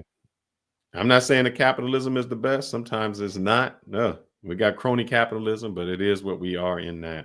But we appreciate all your opinions. Sometimes Yes. we're wrong, sometimes we're right. Sometimes crack kills, and sometimes crack heals, I guess, as they say. We don't know. We just appreciate y'all listening. I got some things on here, sir. I am going to take this, especially if they have a book. He says, read Frederick Harriet, The Prince of the Ticket. You know, I try to read also the Richest Man in Babylon, things like that. So I'm going to take that under consideration if I can get Put it on your to read list. Yeah, actually, if I can get an audio book, that would be fantastic. But please go to the comments, put a like in there, put a little heart to let us know you're listening. You know, we love to hear the comments. Like, subscribe, make sure that you get to us, because we want to make sure that we're right. Even though me and Ronan are right 99.97% of the time, it might be that one time that we are wrong. Please put in the comment that you don't agree with us. And if you do agree with us, you are on the great team. Other than that, guys, we out. We're going to see you probably Friday. Hey, don't forget it's simping season. So don't go out there and listen to the first chick that says, "Hey, big head." Because most likely she's looking for a gift. Yep. And the only time DEI works is if she only wants you because of a stereotype. And then we love it. All right, fellas, we out. They told me, a newborn king to see. Got a family to feed, got a family to feed. Jingle bells, yeah. Jingle bells, yeah. Juju on that, juju on that, juju on that beat. Now fly, drop, hit them fuckers, ride in a one-horse open sleigh. Don't stop, hey, dashing through the snow in a one-horse open sleigh. Over the field we go, laughing all the way. Bells on bobtails ring, making spirits bright. What fun it is to ride and sing. I've been down so long, you look like jingle bells. They look jingle bells. I got fake people showing fake love to me, straight up to my face. Straight up to my face. Baby, I just need one good one to stay. Deck the house with bells of holly. La la la la la. Cut it, la la, cut it, la, cut it. 'Tis the season to be jolly. La la la la la, la la la. Oh, you better watch out. You better not cry. Better not pout. I'm telling you why. Santa Claus is coming to town. That girl is a real crowd pleaser. He's making a list. He's checking it twice. Gonna find out who's naughty or nice. So Santa Claus is coming to town. Oh, they told me, a newborn king to see. Got a family to feed, got a family to feed. Jingle.